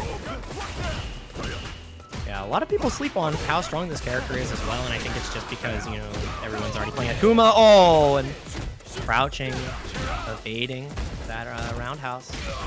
Putting Paladin in a pretty precarious situation. You have the level 1 to potentially, evade death here, but that's why you see JAK really layering up the pressure, utilizing the OD. Whirlwind shot, but the jump out was key to surviving there. Oh my goodness, what were we opening up for? Probably thought it was an overhead, but even then. House in. Yeah, should be able to carry right back over the corner here. Low on drive gauge. JAK trying to at least maintain the control that we had in the previous rounds, but gonna fall into the Shinku Hadoken. Yeah, that was so dang smart. Forces the burnout anyways, and that's a change. That's another one of the buffs that he received. You can go for that super while the Hadouken is out, and you're going to take a whole level 2. The most important part here is not only the corner, but it gives JAK even more time to get out of that burnout. No anti-air coming through, though. No slide as well. The overhead, the dome piece has been checked. Okay, at least got that block, but looking for another parry here. Probably expecting a long-range follow-up there, either crouch forward or even another donkey kick from Paladin. One touch. That's all that we're looking for here. And trying to get the interrupt. Are you kidding me? Drive push jab. It's what helped Angry Bird win Evo the first year, and it is still such a strong and prominent tool in Season 2 of Street Fighter 6 as well. So really love Paladin showing that off, and JAK sticking to his laurels. He's not switching. He is staying on the Rashid, trying to get the experience on the character. Definitely had, shining moments in this matchup so far where it's definitely been possible. And this is closer and closer to top 8 as well, so a lot on the line. First round of that top 48 winner sign here. Quick throw. Oh, nice. Opened up. We can finish the job. Has plenty of drive gauge if we need it. Round 2. Just gotta understand fears, but the interrupt from Paladin, big expenditure on drive gauge, and it's about even at the very least. This level 2 is certainly gonna help try to strip some of that away, but we take the hit instead of opting for burnout. There we go. Get the parry. And the thing is, Paladin has been so consistent in the level 2 defense. The turbulent wind has been pretty mild at this point. We're not seeing a slight breeze. If he said that when you don't get the hit, I would cry. It would be so funny. Oh, what a cross cut! Dude, these youngins and their ability to anti-air is incredible. Paladin 1 round away now, and JAK is at such a hard point in this match. I mean, you will be able to build that level 2 if you can stave off this offense. See how it goes. Breaks out this time, turning green. OSDP to get away, but OSDP right back. It better be real. Oh, we're turning blue. Eagle spike to carry over to the corner. It's a great spot to be. You can constantly go for this mixer, chip away. Oh, immediate kick, but doesn't get the follow through. Nice. Stealing back the life lead once again. JAK looking very strong for this round. No anti-air, just lets Paladin go for the jump in.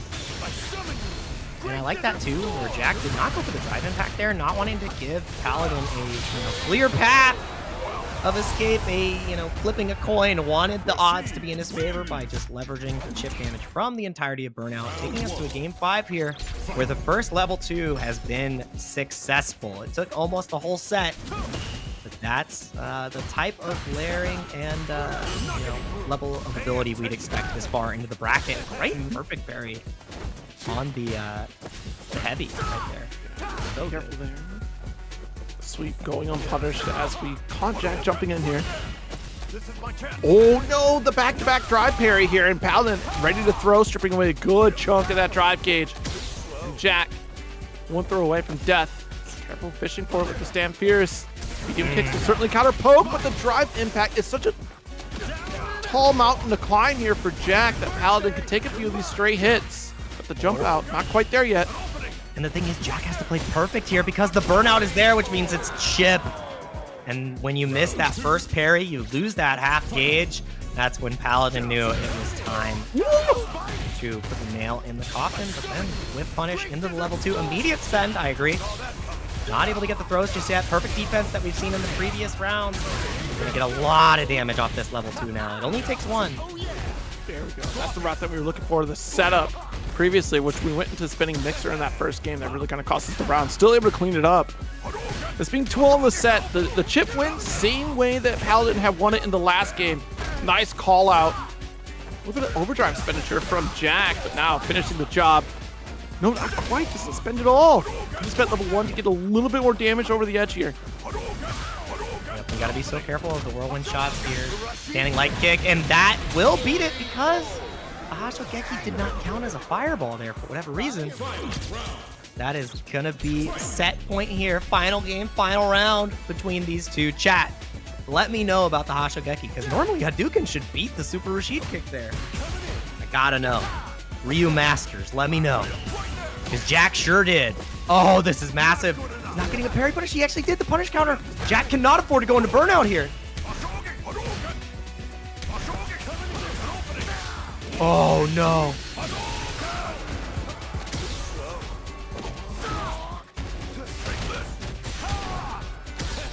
I was just double checking because the Diplomat also lets us know in the chat.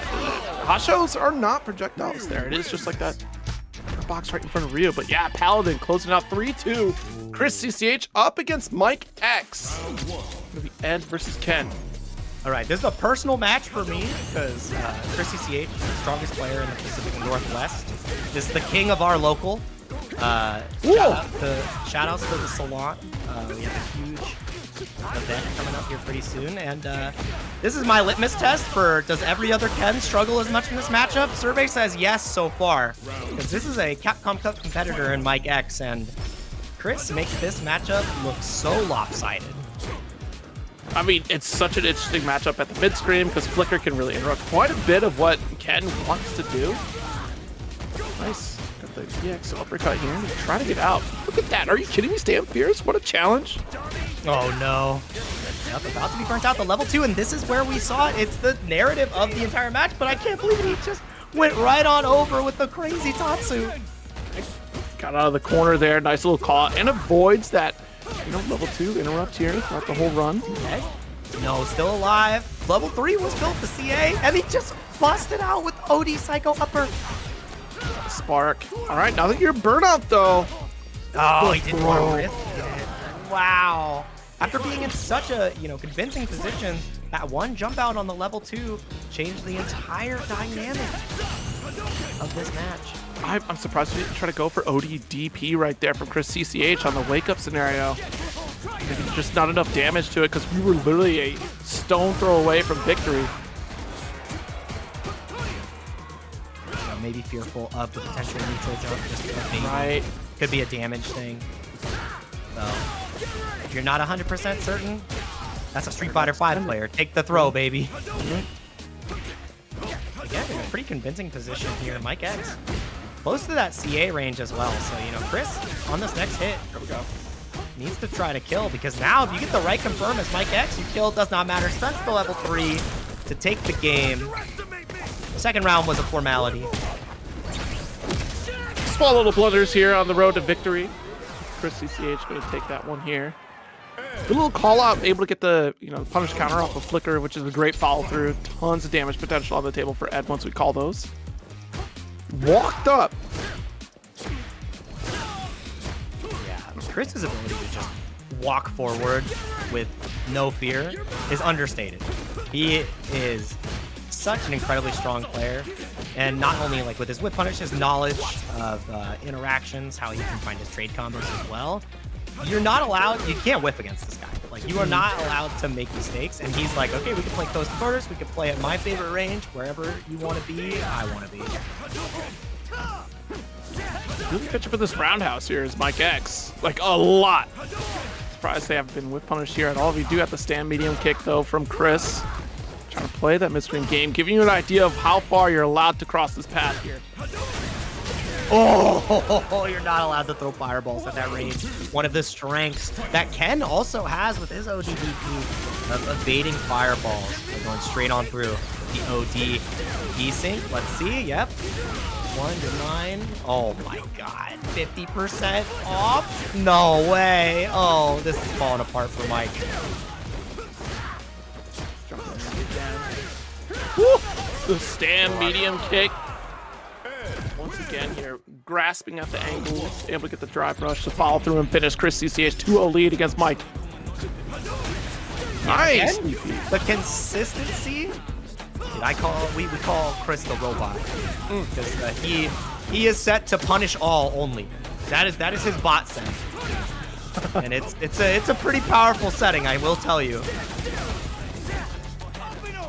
back throw is actually massive here because of the drive gauge situation, but got the perfect punish. Drive rush of his own. How do you capitalize on this knockdown? It's going to be the throws. Chris knows that he can take 2 more of these before he has to try to bust out with the super, and that's exactly what we're going to see. Ooh! Nice spacing. OD Jinrai to close it out. Keep it free.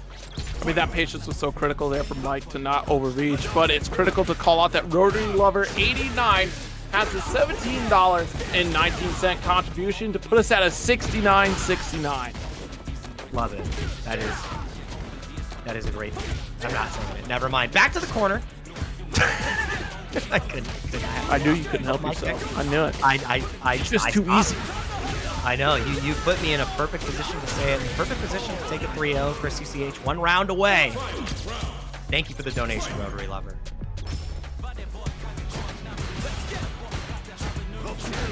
Spaghetti. That's what he says. He dashes in spaghetti.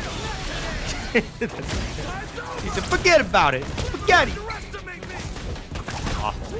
Back into a potential burnout situation. Mikex has a lot of meter to work with, though, so you can try to go for the reversal level 3. Level 1 will lose. Like I said, punish all only. And that is going to be 1 touch away. Once again, Mikex, no punish on the raw DP. Another perfect ChrisCCH running an absolute clinic on Mikex, sending him to the loser side. And this is going to be a hard match.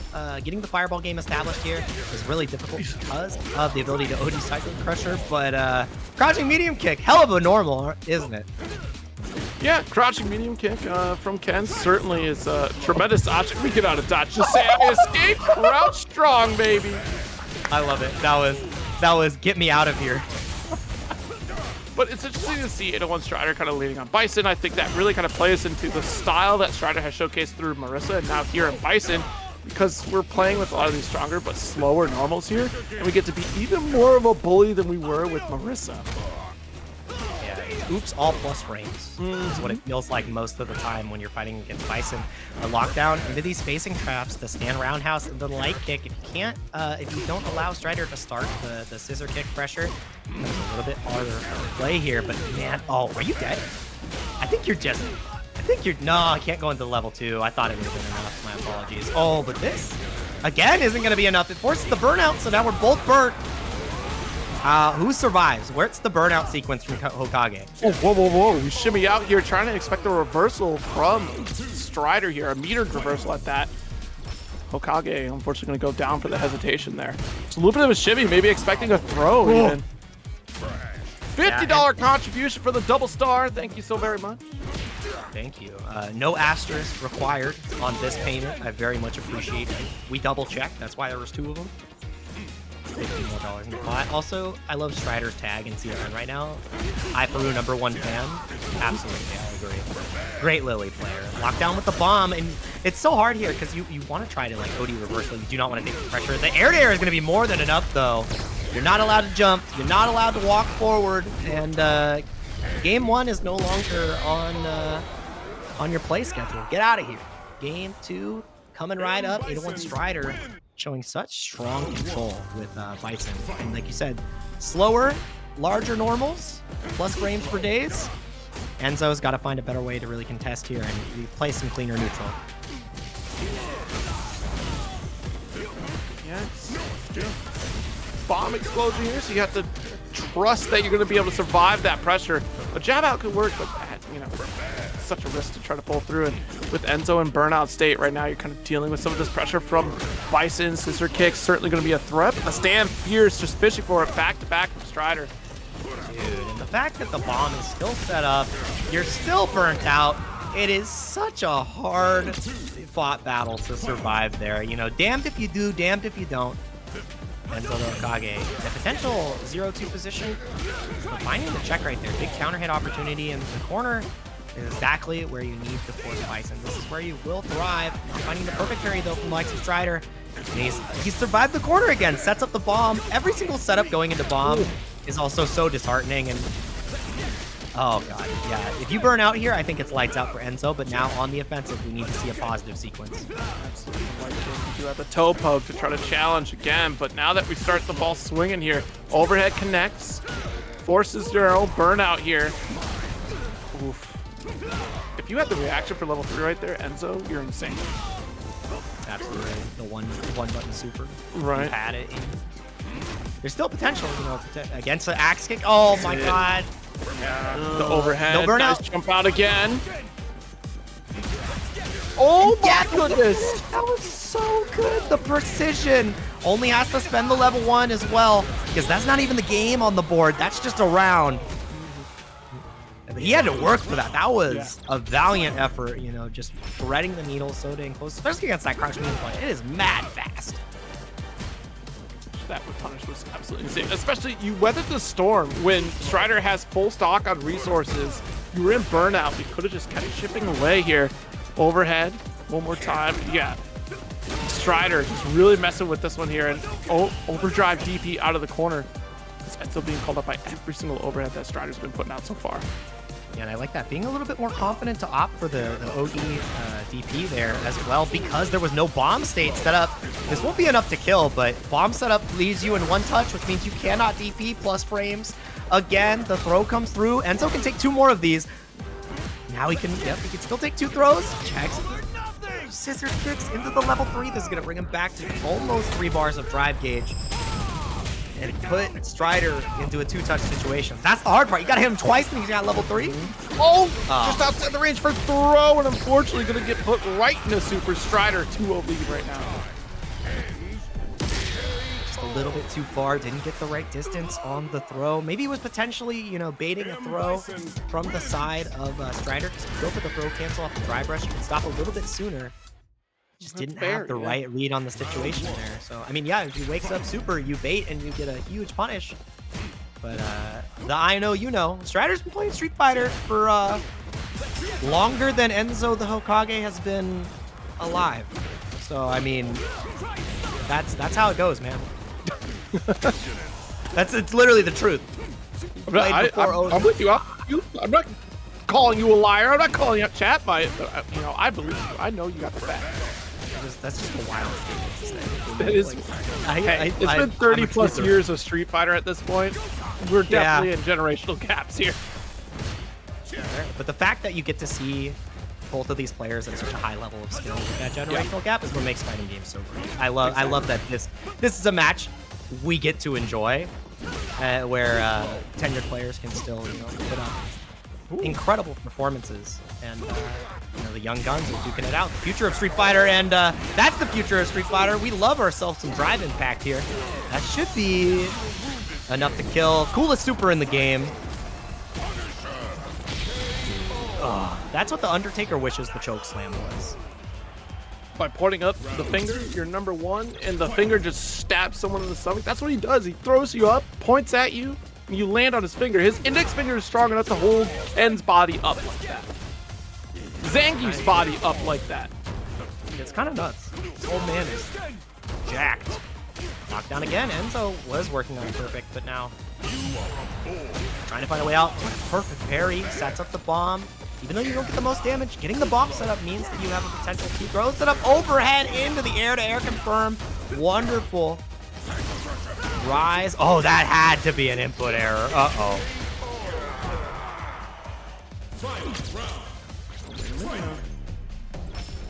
Strider's still up ahead here. Just behind on resource gain in terms of meter. Nice jab out. Very brave from EnzoTheHokage, though. For the carry. Double dashing and still maintaining that offensive pressure. Good luck trying to wake up. Nice top dude. That's a punish counter if they go for that route. Thank you, Enzo. Write that down. Write that down. Massive punish opportunity off the one Tatsu. Not to mention almost 60% off Bison, giving him a taste of his own medicine. And now you're in the corner. This is where it's gonna fall apart, because if you don't react, you die. But a great reaction from Enzo. You cannot test these young guns with the DI. They will turn red. That is true. That at least getting one on the board there. I mean, that was very nice to go for that, you know, run install there just for Tatsu. Being able to punish the press here. Such a crouch forward though. No follow through, just outside of the range of light kick, giving Strider the opportunity for whip punish. God. Trying to challenge on the rise into the stomp. Not finding the opportunity, getting counter hit there. Just a frame situation. Plus frames again, blocking on the overhead, but just getting strung up again. Maybe trying to jump out of the corner in that situation. If we didn't see a counter hit this time. Yeah. Medium punches here. Strider not opening up. We do have a crouch forward though to get the call out. Dang.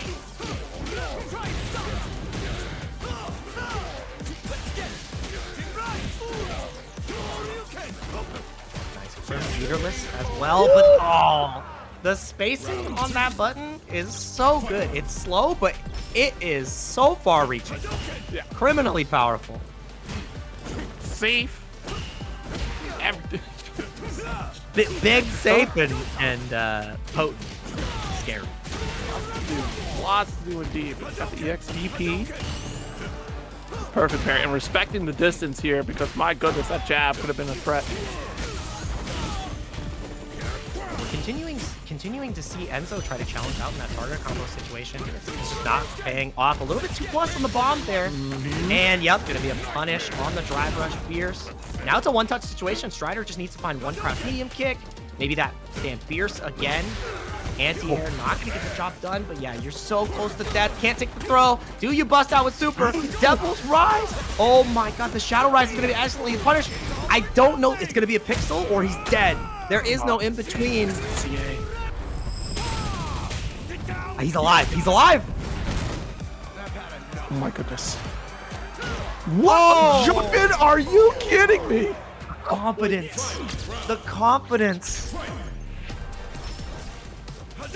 I can't believe it. That was absolutely insane. With no crouch fierce. Check. Nice. Uh-oh. This is a lot. Yeah, it's mostly about corner carry here. And yep, another huge confirm. Not even gonna go for the bomb set. Just gonna take even more damage because the drive gauge restoration was the goal.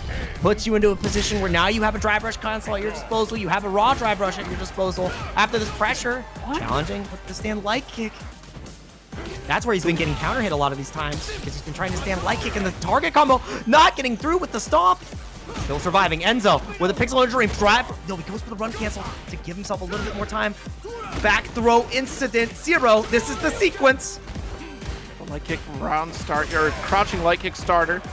Drive reversal to maintain the corner position to put Strider in burnout. We got the wall splat with level 2. Try to build up as much drive gauge as we can. The neutral jump roundhouse to maximize the damage here. Level 2 to cross that finish line for a 2-all set. Wow. The resilience from Enzo at a 0-2 position to take us to 2-2 is incredible. Incredible stuff. Drive reversal reaction on the drive rush, forcing Strider into that burnout situation, making him play the test of reactions where he was not able. And now Enzo is starting to run away with this. Respecting the drive rush there, roundhouse. Drive rush into the jab. Get that quick interrupt. We do get that bomb placement, and again, the offense is still just relentless here from Strider with throw. Missed opportunity, but also recognized the timing on bomb because we're going to get that extension on special. Maybe if we immediately went for an EX there, we could have gotten a little bit further on that routing. But reset for regular throw. Continues to go for the step kick here as well. I'm curious at the right spacing. Because normally you can get punished there. Massive punish opportunity. Does not have any more gauge. Just takes the plus frame. Drive reversal is going to be safe here, but now you're going to be taking that chip damage. If you block one more normal, you're going to get supered, and the Devil Stomp does enough. Set point here for Strider. Are we going to go final game, final round? Enzo's got to clean it up because that was an efficient round for Strider so far.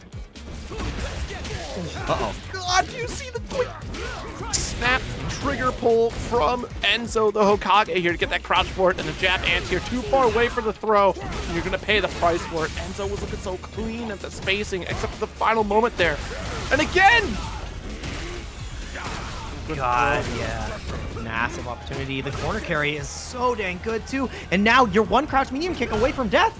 It is over if you take that. That's what we're fishing for from Strider.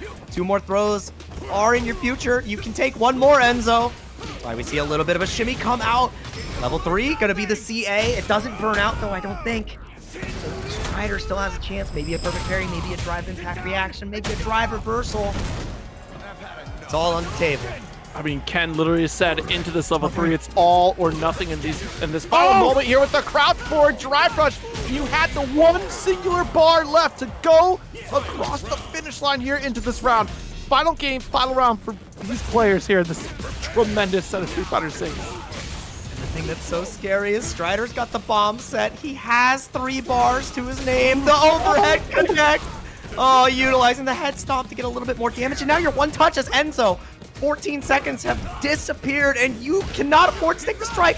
He dropped this earlier in the tournament, finds the hit confirm. Do we get the run back again? Do we get the comeback potential round? Trying to find it. No perfect parry on the Jinrai. Lockdown again. Plus frames for Strider. Perfect spacing on the scissor kick. And here comes in, and that is it off of the OD Cycle Crusher 801. Strider with the anti-air reaction. Punishes Enzo. We didn't see the anti-air that got Enzo his first game, but he had it on deck when it mattered most. 801 Strider with the Bison, giving us a hell of a set to remember. That was great. Yeah, we have a similar naming convention at our local, where the enunciation was very important. The pronunciation was very important. RTS Booce, Booce gonna be fighting out against Solo. Just as a reminder, this is your CPT World Warrior East #2 winner. So an incredible talent on Ken.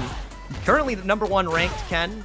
He I think had a 200-point differential with every other Ken on the leaderboard at the end of the last season. That's how good this guy is. Like this is the gold standard of how you want to play Mr. Masters, the master of masters, if you will. I'm mastering all masters within the master domain. It's masterfully. Oh, what a whip punish on the crouch medium kick. Jeez, look at this. I love teeing ourselves off for a beautiful anti-air offshore. You can nice. The launcher. Oh, yeah, and that's unfortunate, right? Because you do go for the medium kick. Some characters are actually able to challenge Juri right after that. It just depends, like on even the spacing. Because normally you want to go for light, which is your safe option, but medium also pushes you far enough away. Ken's one of those characters that can really follow through and punish you after. But into the burnout, though, this puts you into a pretty precarious situation. Looking for the drive impact, empty jump level 1. Knowing that the level 3 wasn't even going to be enough to kill, and, potentially getting the burnout there. Level 3 is more of a commitment. So just really smart decision-making boost, but you can now defend against another potential drive impact. Still doing great, and there it is again. Unbelievable. The composure, the ability, and now baiting out the level 3 as well. The CA will put Booce into death, so gonna go for a chip sequence, potentially anti-air again. The DPs are so clean. Solo, presented all the right options. Booce's reactions were cold. They were ready, calculated, and deliberate. That was nuts. Absolutely. Look at this. The crouch strong, even just to follow through. Another one, even after toe poke, and just that relentless pressure, because we're trying to whittle away at this drive gauge. We've done so much work already. We don't want Solo to build it right back up. Ooh. 4 fierce. Try to go for a fireball there, and Booce is just ready for it. That spacing trap was incredible. Just sneaking in that stand light kick, buffering the confirm as well, which is so dang important. And Solo, again, trying to go for the jump. We didn't see the DP. We saw a little bit of an input error there from Booce. Needs one whip punish, though. Light kick there. That's the safer route there for Juri here against Ken. Force that burnout. Booce, try to get a challenge here off drive rush. It does not pay off, so it could be a bully. Yeah, but you can't jump in against Booce. He's too ready for all these jump-ins from Solo. Not only has he shown it with the Shoryuken, he's shown it with the level 1. Like, how else is he going to anti-air? Because that's not an anti-air super. Yes, it can be used that way. I think he wanted it just to, guarantee the damage. But still so dang good. And, yup, Ken has that privilege. He gets the punish in that situation. Wonderful opportunity to confirm into the level 2 OD Jinrai extension. And now you're one touch away. Do you try to bust out here, Solo? I think you're just going to stay locked down. Jinrai comes through. No perfect parry. No OD DP to get out. And that is a 2-0 lead for Booce. Showing us, you know, true mastery in this matchup against Juri. It is looking so lopsided at this current juncture. That could certainly be pretty tricky here. These two. Tries to jab out. Light kick. Got the interrupt. Away on the next jab as well. Just trying to catch, you know, potentially. Oh, what? You got to remove that from the arsenal. You got to approach on the ground because Booce is just locked in. Unless you've already got your knockdown, it's not happening. You got to keep your safety net with the low fireball even as well. But yeah, and I mean, now it's been paying off. As soon as we were forced to go to the ground game, it's been looking all Solo. Backdash again. We saw the punish from Enzo before. Gets the side switch with the level 1 as well. Doesn't burn out, but was really just aiming for the drive gauge, and you cannot dive kick. Booce! Oh my god. Yep. Watch him just being so patient, trying to bait the level 1. No anti-air this time. That jumping fierce is so good. no chance. The Roundhouse just wants the room away from Booce there. Sweet. What's that opportunity? What a jab. Are you kidding me? Oh! EXDP! You're not safe. You're not safe at any position against Booce on these reversals. Are you kidding me?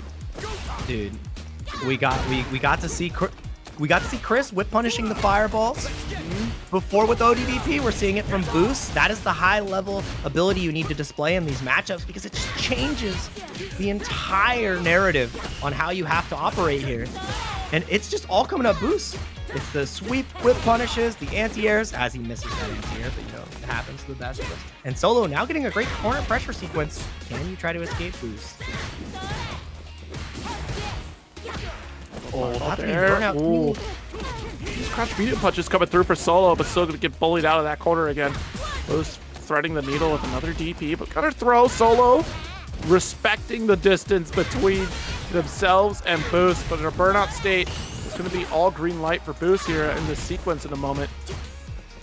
More gas. Tried to go for the throw tech. That was so important from Solo to find that throw tech, to find a crack in the armor of Booce's defense.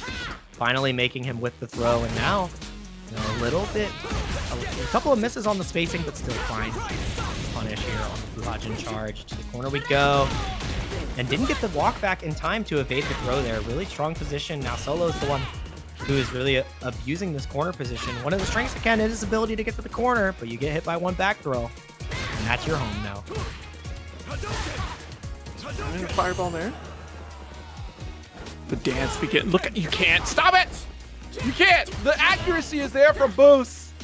You know, it's so nerve-wracking though in those situations where you have to keep saying, "There's no way. There is no way you're this accurate with anti-airs." You still got to check those reactions. Again. And look again. Yep, and now it's a one crouch medium kick away from death. You have to be so dang careful. Oh, and that should do it. Light kick into the confirmed. That's pretty hard to get, by the way. The light confirmed counter hit. So Booce with just, you know, stellar play across the board, shutting down pretty much all of the pressure Solo wanted to do. There was one round where the ground game really worked out for Solo. It is going to be the Ed from $3, the leader of the MR Goblins. Surprised at that one here to pull out the Ed, which is also, you know, a great way to kind of contend against Ryu here. Yeah, I mean, we got to see Chris put on a masterclass of what Ed can do against the Shotos. So, you know, it can be the same case against Ryu.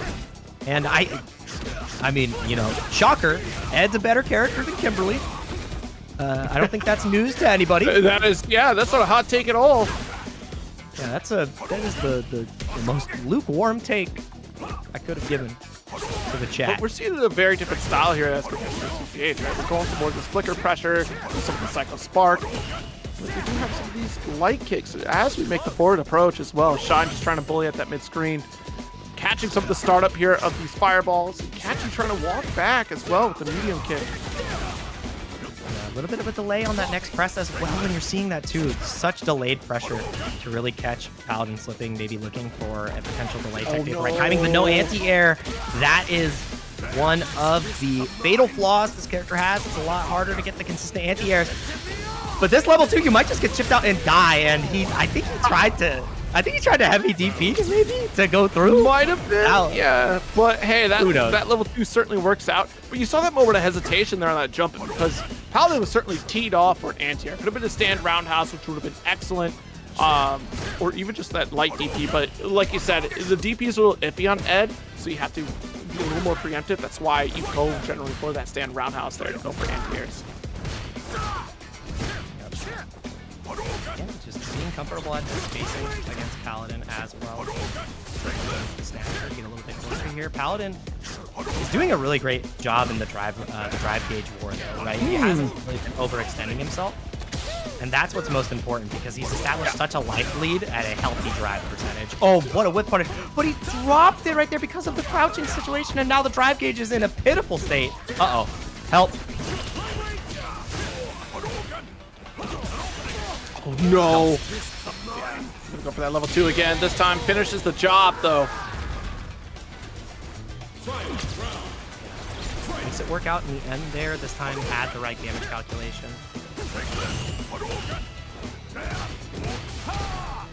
Scary part is level 2 is already available for Shine. Oh, but the punish on the perfect parry attempt is going to be massive. 2 throws for your troubles. Backdashes this time. Trying to evade the throw, but got caught by the delay. Oh, he's too far, but no punish. Okay, let's look at the medium kick.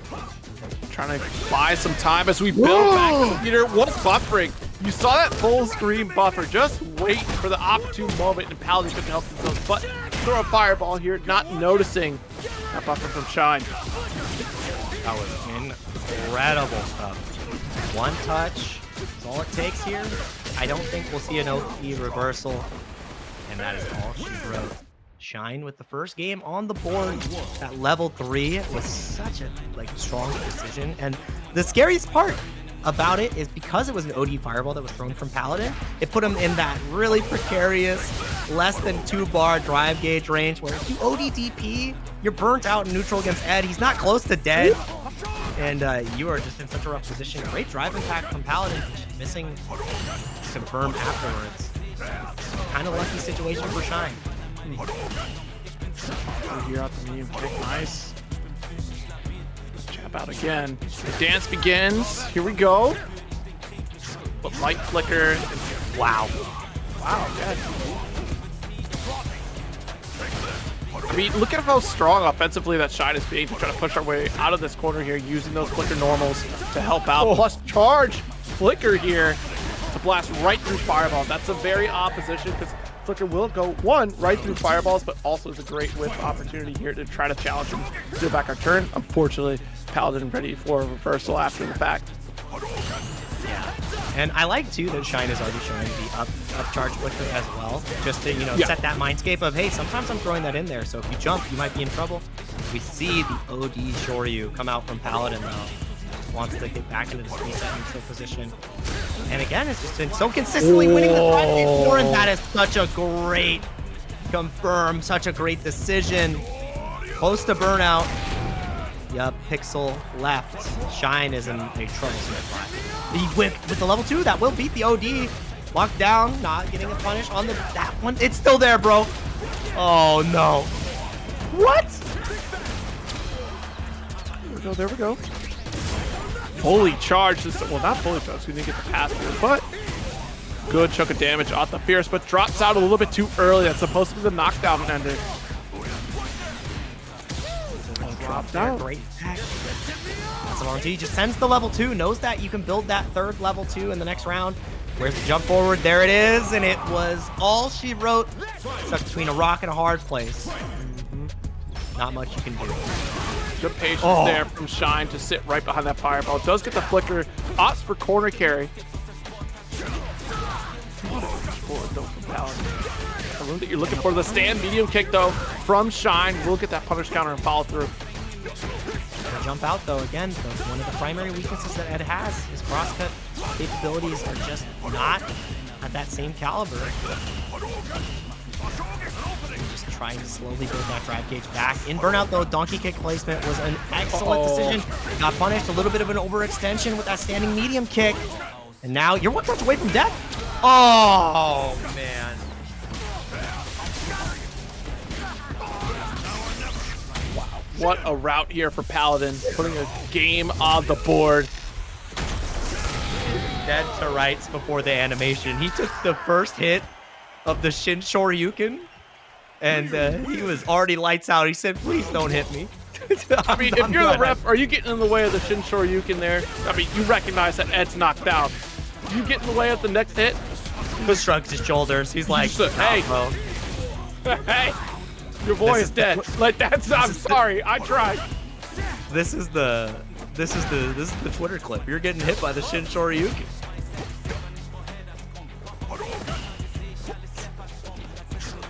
Ain't nobody gonna blame you. I don't think any ref would get called out for that. You see Ryu wind up for that Shin Shoryu, like, okay, that's 2 people dying right there.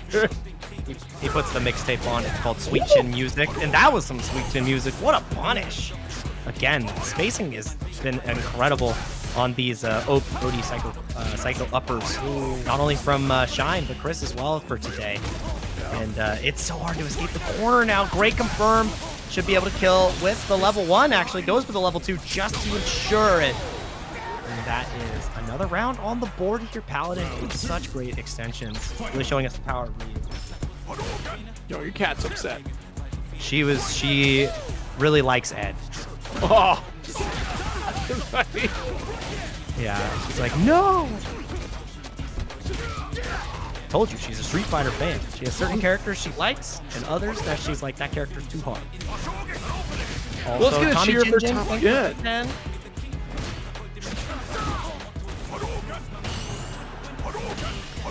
Fireball here, just trying to play that zoning game.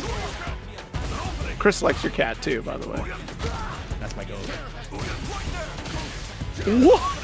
Overhead follow through. Good finish here from Paladin. Look at my quick game too. Yeah, and it's starting to all fall apart for Shine here. Just Paladin is making so much out of this meter spend. The level 2 has been like so well utilized in all of these sets, even in the losses. Oh, and you are about to lose a hell of a whole lot of drive gauge. And the hold right there. I mean, I like the idea, you know, maybe catch Paladin overextending, but now you're burnout with no super. That's a checkmate. Oh, yes, indeed. Let's get the Hoshogeki charge. Just get the crumple. Another charge here, but don't finish, though. Level 1. We're going to save the meter with that life lead. And if you can win a neutral like this, you're feeling very confident. Does take the round. Match point for Paladin. One round away, and I mean, not using the level 1. At the end of the day, it did work out because now you have that extra meter to potentially go to Shin Shoryuken here. The level 2 we've been seeing so much. Shine's got other ideas. To the corner we go. That's where the pressure can get scary. Paladin comfortable taking the throws. Not getting, you know, not taking the illusion of the charge flicker to try to tap parry. So really like that Paladin having that patience to deal with that. And the checks on the drive rush as well. So strong. As we continue the offense, drive rush overhead, trying to send it home. Doesn't get the level 3 though. We're looking for can't take the throw now. 3. Yeah. Yeah. It's so hard. Oh, you see Buster, you know it's coming. You go for a flicker, it's gonna come through. That's why the fireball stopped as well, because Paladin knows, dude, he's playing Leap Fighter. Oh man, super glitching. The overhead connects. Doesn't mean that Fuerte is gonna be the same character. Come on now. Dude, and he's the only character that he doesn't have drive rush, he has MADC. Just come. They're like, you know what, bring it back. Run, stop, fierce, drive up, run, stop, fierce. Hell yeah. You just double the run, stop. Double the action here. 2 competitors enter, 1 will leave. This is loser's side of TNS now. This isn't to get us into top 8 just yet either. A lot on the line here. We're trying to get into the money as that match leader continues to climb. These players are duking it out. They got to get further than top 8. This is just another stepping stone on that journey. And Samurai is stepping closer and closer to burnout. Real rough potential situation. And now in the corner, this is not where you want to be. Uh-oh. That can really turn the tide here. Wait a minute. It was looking all Samurai for just a moment, but the EX Fireball, we do get a forward roundhouse to get out of this corner, back throw for teleport. And I like that. He goes back to full screen. He says, we have 40 seconds to play. You can take your wind charges. I'll just punish the OD Condor. And we're going straight corner to corner. Did not get the punish on the Condor.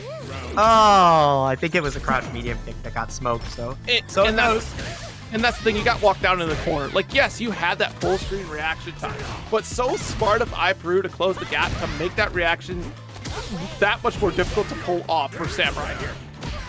Yeah, oh, wait. Little frame trap action right there. You're one touch away.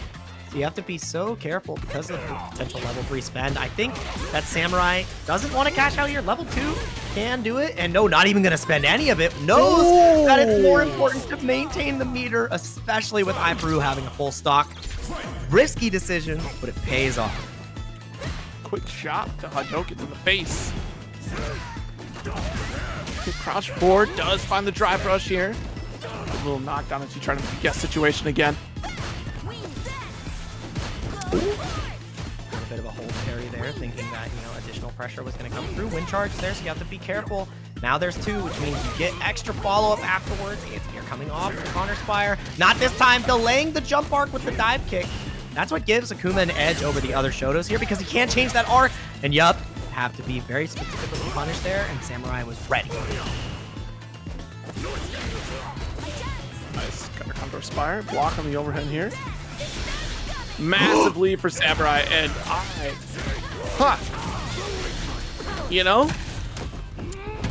I wish I had words for that, Jake, but I'm not sure what we were expecting there. If it was supposed to be that Samurai commits to a drive rush, or if it's the demon flip potential, had to just, man, that's unfortunate to see. I mean, that super hit in Peru did not hit close enough, so I think that was part of the problem. Misinput. It hurts to be in that situation too, because it was definitely a winnable round. Your mistake, my reward. That is how it is going to end at the end of the day. And now Samurai feels invigorated from that win, right? It's like, oh, my opponent made a mistake and I got a game. Nice. No anti-air this time. A little bit overzealous on the fireball spacing. Oh, nice. Empty low. Oh, we can do a job here with just that last bit of drive rush. Round 2. Fight. I'm trying to get the far range poke here. Yeah, we've seen the sweep punish on those pokes from Samurai so far, but just hasn't been able to consistently find that punish as of yet. So we're still going to see it. But the punish consistently on the OD Condor has been such a boon to IPeru's offense. You lose so much in that situation.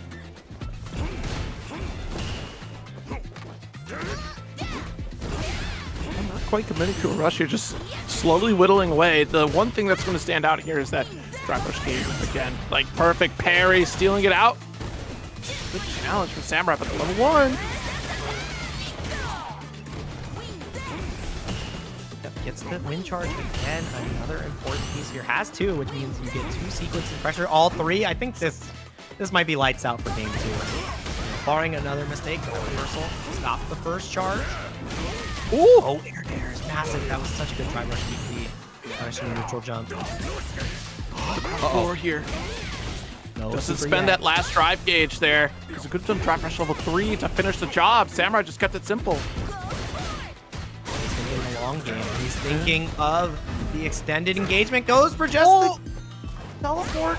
And he would have been able to get the air-to-air there. Just did not have the right reaction. It was an awkward sequence. I think you die. Oh, it was the last hit. That was so close. Incredibly clutched by IPeru to get that chip kill. Samurai, one cross-cut DP away. The spacing on that teleport was a little cursed.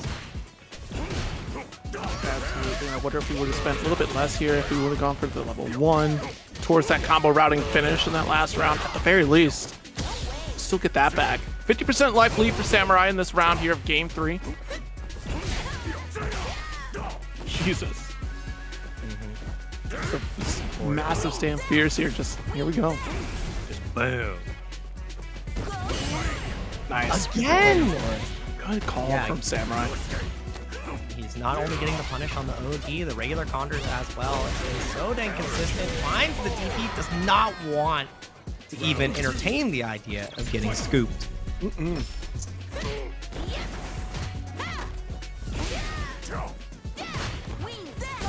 Spacing here, good parry. Not the perfect that we were looking for, so still gonna get scooped up. Timing's there from Samurai, we've seen it. Oh, and patience right here. The stare down in the corner. Samurai not willing to walk forward here, knowing that Iperu is just waiting to be in poke range and finding a way out with the OD DP. Again, the perfect parries. He is 4 for 5 on those guys, by the way. That is so consistent. And that's not easy to do, guys. I think he's dead, actually. Yup. Level 3. That is going to be Samurai taking it to a 2-1 situation now against Iperu. And normally where you would see really excelling in the matchup, OD conjuring through the fireballs, doing them raw has not serviced Iperu at all. Samurai is ready, prepared, and has been making a strength that really has to offer a huge vulnerability. Jab series here, trying to go for the demon flip chop. We're certainly getting charged up. Again. I mean, burnout is such a hard decision. No, but it doesn't matter. Burnout right on your side too, going for the teleport fan grab. Such a great opportunity. That is so hard for Iperu now. You thought that you got this huge win because you forced the double drive reversal, and you're in the same situation. Let's just get the bars back on the screen. We're starting over. Ooh, got the corner throw. About even here. Oh no. Just airborne. That's massive. This little corpse run here too, just to get the throw. And now utilizing that forward medium kick. Doesn't have to do anything risky. Recovers in time from the OD Hadouken. And that is how Samurai can really utilize the clock. As soon as he sees that he's established this lead where it's just one more forced interaction away from winning, he says, all right, let's play full screen. You'll make the mistake. We'll go next. And that's the one thing that I feel a lot of players are missing from their game plan, and Samurai is the gold standard for that. No! You say that, and as soon as you say it, we see this DP. What a Hail Mary from Samurai here. It just goes to show, folks, that even the most pivotal players can still crack under pressure. Sometimes they block the uppercut. It's a little slow. Oh no, punish counter opportunity here. Level 1 to get a little bit more on plate. This means that a level 2 confirm could potentially kill for Iperu because of that low health, but a back throw incident. Oh, that's spacing! And the shimmy as well. Samurai, oh my goodness, has arrived. Guess for game, guess for set, guess for your tournament life. You're not burnt out. You've got one opportunity. He just backs off. Just trying to whittle away the drive impact after the fireball. Massive. What a decision. And the thing is, Samurai has already shown his willingness to perfect parry on the OD Condors. So he's, swayed Iperu away from going for that option. Says, I'm going to set up the fireball game now. And Iperu was ready. He said, I'm drive impacting. We're going to game 5. And, oh, dude, we're in layer 3 Yomi at this point. Empty demons. And even Iperu was still waiting for that timing from Samurai here, trying to call it out, because we had let a couple of these fireballs come through before we opted for that drive impact. These parries as we walk down against Samurai to try to build up some of this drive gauge. Nice challenge.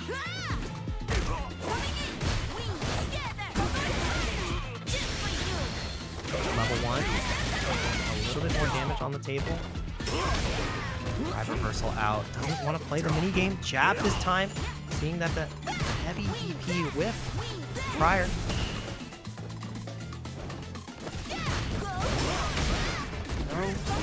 Reversal, That was but that's a big step. Yo, tried to go through Fireball here, but a perfect spot. It's just outside of the hurt box of Samurai here, so we're still able to get the punish counter. No, the whip right there is 2+, but not the right punish. It had too much startup. Oh my god. Set point here for Peru.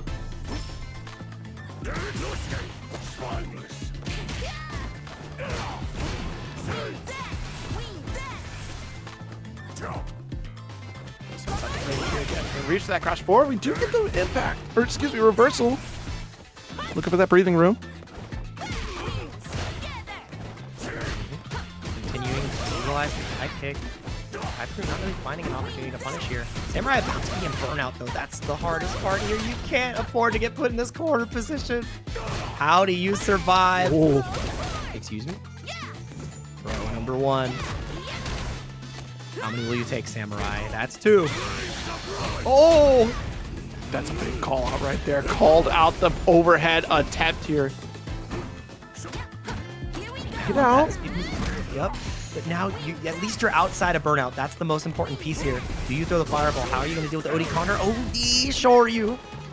Finds the mark, backs up to that same spacing again. Mm-hmm. But now you're losing that ground. Peru fishing for the walk back here. Just gonna go for the Condor Spire. Less time for you to react. And you notice Samurai, instead of opting for DP, he's going for this drive reversal here. It's a little more reliable. Oh, what a OD counter strike! into the level. The different challenger options you can choose from the different versions. I think that was one of the best things that Street Fighter 6 has brought to the table, and 2 of the best players on their characters. I'd say the best Ed in the US, and you know, arguably one of the best Kens, at least by the leaderboard in the US, duking it out. This is oh, what? Excuse that. So he OSDP'd to beat the gap and ultimately lost because he did drive rush DI. Knowing that Chris is so good and that he's going to represent that option to beat fake streams, to punish him for being right is insane to start the set. It didn't result in that much damage, but I just wanted to highlight how important that interaction is. That's how we're starting. Bringing opportunities here in a top 8 setting on the winner's side.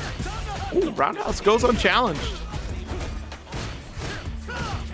Sweet though. Nice. Getting out of dodge here at the stand medium kick. Again, low on the drive gauge. It makes it so hard to survive in this corner. Obviously has the level 1, but it's going to lose the potential media pressure. And we talked about the level 2s going for chip because it's so dang important. I think unless you find a way to level 1 your way out of here, you just die. And it was a micro step heard around the world. Close it out. ChrisCCH, which is just such a convincing offensive structure. Should be back here. Just want to get caught low. Nice parry again. Not the perfect that we're looking for. These Psycho Sparks are just coming out of here rapid fire. Oh, wow. Putting himself into that negative situation. So I'll look for the perfect parry afterwards. Again? Oh my god, Booce. Please keep pressing. Oh no.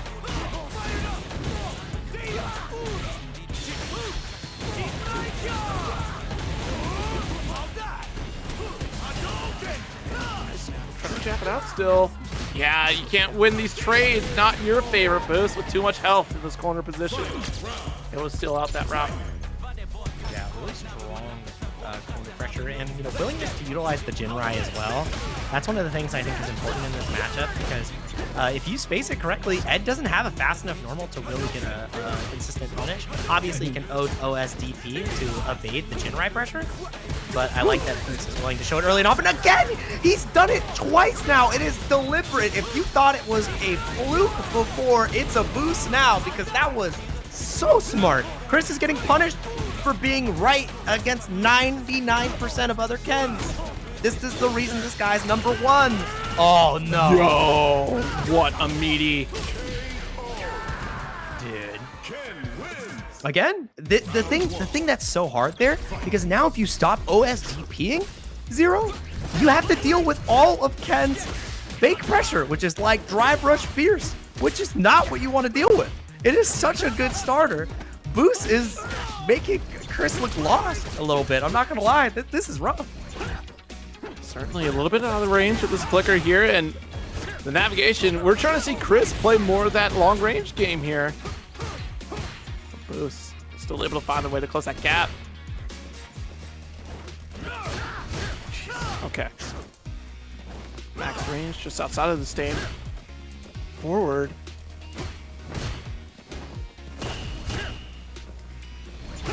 Playing it so patient. The fact that we're still this healthy and half the clock is already gone, that shows you just the level on display here. Oh my god. Yeah, absolutely. Being able to run full screen, calling out the Psycho Spark with crouch forward here. You know, finding those prime opportunities, getting Chris kind of used to being comfortable at full screen. And again, we try to steal that opportunity, but now the flicker charge is going to be quite the threat on that drive rush change. Like, that's a quick adjustment from Chris. Try to still at least maintain control. Frame trap here, and that is still a perfect opportunity for Booce right after the follow-up from the flicker to try to challenge with jab. Both these players healthy in the drive gauge department. This is going to be massive damage. Chris doesn't even need to really engage here. He just needs to survive for 14 more seconds. DP's right through the fireball, and he's going to go ahead and move forward. Locked down now by the Jin Rise. 7 seconds for Booce to make a name for himself. He's going to send it with the super at that point, right to Oh, Chip. he got it! If you would have weathered the storm, it was still going to be Chip opportunity to put you just barely across the finish line to get Chip to take the lead. And Booce finding to confirm at the perfect opportunity. Chris opening up, unfortunately, here. So now back to full screen scenario. Oh, this match is a grind. Also, just Booce's ability to stay clean in that situation. All Chris had to do was run, and he could not evade Booce. Lockdown again. Not sure what OD came out there. Maybe it was going for the, you know, the OSDP again. Just didn't get to see it. Went for the charge. Not going to have the level 3 to close out now. Wake up level 3. It is the CA. It does connect. Massive opportunity for Chris, but I don't even think it gives you the life lead. You're still at a deficit. Yeah. You have a lot of opportunity here in terms of the drive gauge resource. Got that parry.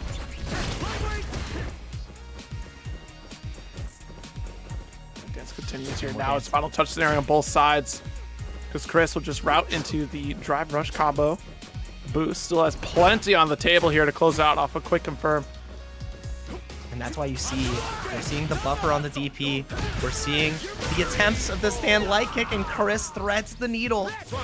This time, closing out the round against Booce.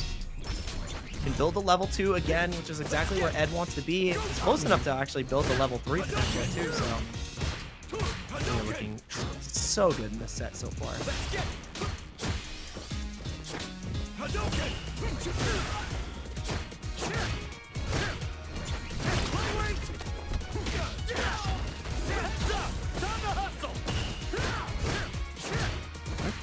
Buffer corners.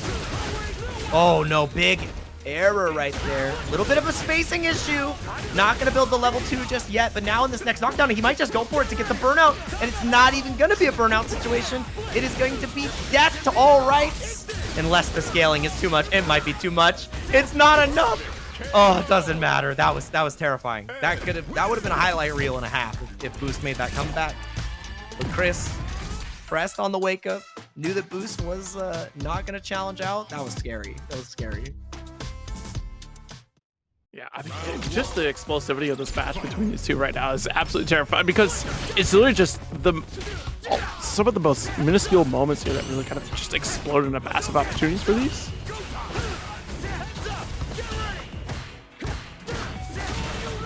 Nice. The XTP. Challenging out. A little bit of a frame trap right there, too. Chris got caught for challenging, and a massive punish. On the upward with a perfect parry. He's going to reset the tempo, gets the side switch, and that is a fate to be remembered. A lot of damage on the board here. You can't take the strike here either. You will die. Wake up, crouch, a medium kick, and utilizing the OG Jinrai, trying to go for the burnout, and it's exactly what we get in the follow-up on the fireball was a little too much. Great jump again from Booce, utilizing the sky to excellent efficiency.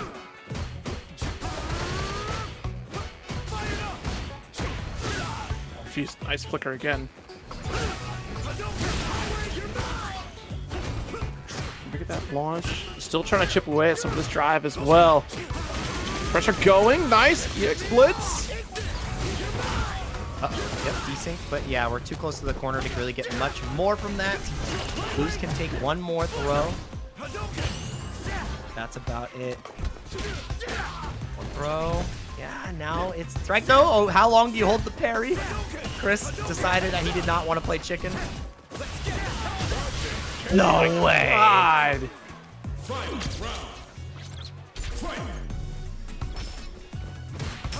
I mean, this is such a good set. Right, just the way that we were navigating this space again, just trying to keep Booce at full screen position. But now this time, Booce, challenge. Whoa, again, blitz out of the corner, level 2, so we'll go coast to coast again. Yeah. Oh, and he's got the perfect one. Oh, look at the desync. Look at the damage, and you get great Oki too. Oh, it doesn't matter. You're gonna take the level 3. It's not enough to kill. It is not CA. Chris has an opportunity to get an incredible comeback here as well. Pixel in a dream, level 1 to his name. Will come through, and it is gonna be the DI reaction to the charge up. The flicker answered excellently. Booce with a 2-1 lead here. Also, I just want to recognize in the chat, I heard one of the funniest comments. They said, man, I'm so good at Street Fighter when I'm watching. I feel that, brother. I would have been right. One of those situations, like, I jumped that. I checked that throw. I TI'd that OS setup. Ain't nobody could touch me when I'm watching. Exactly. Yeah, it's like, yeah, just throw rock, bro. Like, that's all you got to do. We're getting right back into the spectating mix here. In an incredible set showing the pinnacle of the Ed-Ken matchup. Ring the bell.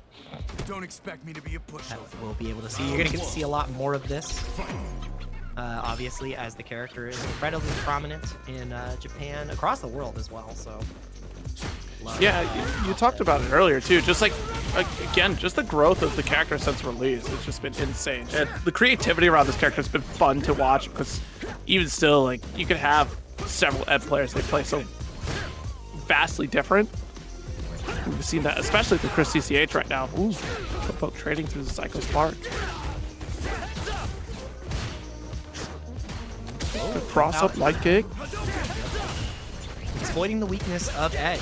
It's cannot really consistently hit the cross cuts. It's incredibly hard just because of the timing. So preemptive about it. Punish on the drive reversal though. Chris having some really good timing. Starting to understand the cadence of Booce's defense, which is so key when you fight against someone who's as good at whiff punishing as you are. You gotta find your hits at any opportunity. And spacing is starting to go in Chris's favor. And the defensive reads as well. Trying to take us to the 5 again. Jab series, punish it. No, actually, we're safe, Excuse me. It's the blitz. Yep, desync again. Gets the perfect amount of hits because of how close we were to the corner. Save, empty jump. Another throw. Booce knows that he can take a few more of these, but now the strike is huge, but 2+ off of the drive rush jab, and now you're the one stuck in the corner.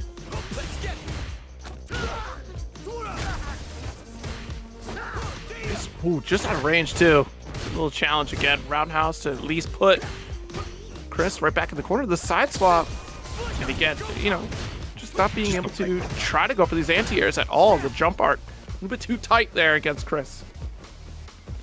The thing is, both of these players are so close to that one-touch game. Chris just needs to find the right OD starter into level 2. Now it's an eventuality. Gets it on the screen, knows that even if you block it, you're gonna get burnt out, and that's why he went for the throw tech. Knew that Chris might have been fishing, but you are gone. This is a 2-2 now on the board. Game 5 of winners semifinals here at TNS.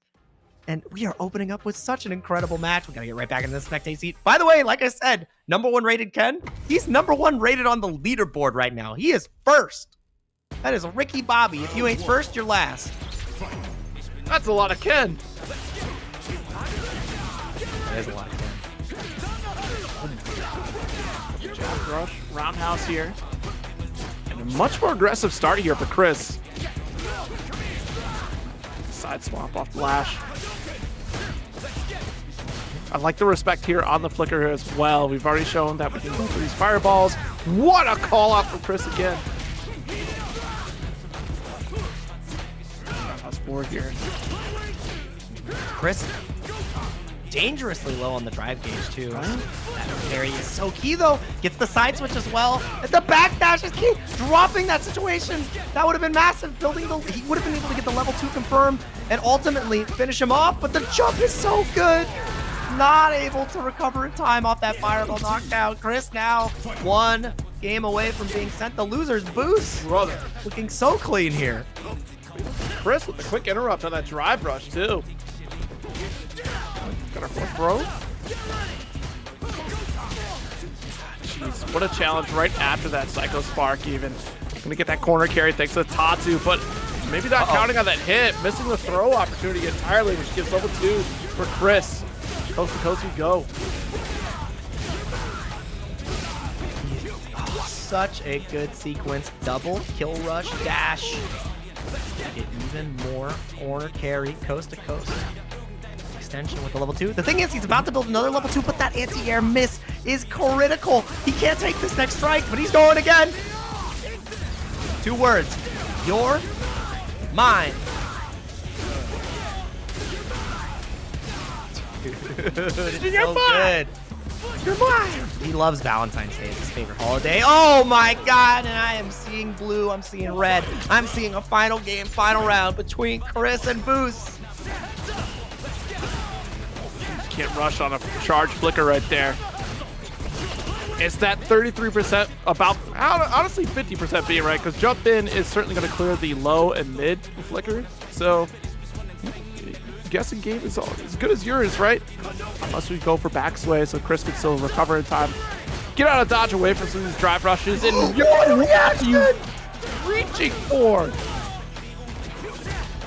I mean, that has been such a great decision because we've seen so consistently where Chris has been punished and Booce has shown the DI on the flicker, but now representing the backdash to get the right spacing. Booce still surviving though, almost getting out of the burnout entirely.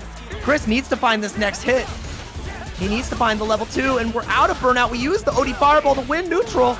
In the corner now, you can't afford to take this next strike. The throw is in your future. One more you can take. How do you get out of here, Chris? No anti-air! No anti-air! And that is the story of the set. Chris cannot stop Booce in the air, and that is what sends him straight to the winner's finals. It was all about the jumps. Wow, weird flex, but I wish I also had a flat top grill.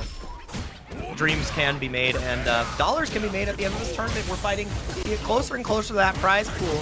Potentially buy a prize flat top grill like Zero. If you want a flat top grill, please press 1 in the chat. Bro, I'm not gonna give you one, but just think about it. If you want one, just say you want one. It's a nice thing to want. But yeah, I would think Paladin wants to get out of this corner. Almost in burnout here. Strider is just running a clinic on Ryu right now. This is rough. Oh, Cap with the $50 contribution. That's one step closer to a flat top grill. In fact, another $100 in the pot is equivalent to the price of a flat top grill. Not the greatest of flat top grills, but certainly one. And Strider certainly grilling against Paladin. Oh man, the chat is enjoying it. They said Zero's grill over Chipotle. Bold if true. I believe it. Man, lockdown though. Even though Strider got that first game, Paladin is striking back quickly here. Head stomp. You're so plus on that. Like I saw so many Bisons in Evo just going for, you know, Shadow Rise into OD head stomp because you create a plus situation and just battle the drive gauge. It's so silly. I mean, to be fair, they've been doing that for years. Yeah. Bison players been at it for years. Stuck in the corner. Big challenge. And the thing is, if Strider can find the right confirm into CA, he gets the burnout. Not going to happen. Different story. I'll flip to page 2 on the script. We're going into the final round of game 1 here. Paladin versus Strider. Nice little back step here just outside the range. And I think that's only because we were safe there. My God. Nice little corner position. Bomb has been planted. No diffuser to be found. Bison wins. Lockdown again. The thing is, if you get another bomb set up here, it's a 50-50 per game. So Paladin understands how critical the situation is, and that's why he's just willing to block it out here. He knows that he can't afford to take that strike. But now you're running out of drive. You're running out of health. You're not out of options. As he is there, but oh, you are out of options. The reaction from Strider, that was incredible. Wow. Bison remembered. I did. Bison, I fought this Hadouken before. Psycho Crusher?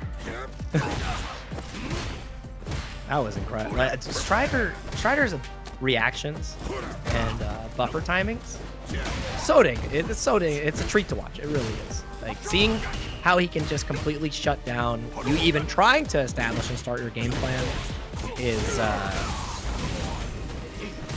it's a spectacle. Lockdown again with the bomb. Even though you got out of the corner, you're still locked down. Drive reversal is huge there, though. Yeah, absolutely. He was able to kind of maintain that control, missing the perfect parry opportunity. C4 Fierce. Stay at that max range, but again, Bison able to kind of poke out. And Strider's certainly going to try to take away all that drive gauge. Good throw. Overhead. Nice. What? Excuse me? That was sick. That was kind of sick. I'm not gonna lie. It doesn't matter how cool you were. I'm cooler. I'm acting out of the corner. I'm pressing on wake up. Paladin with some very specific like punish tech. Yeah. And he said, "Have you met my friend Crouch Jab?" No, I have not. What do they do? Oh God.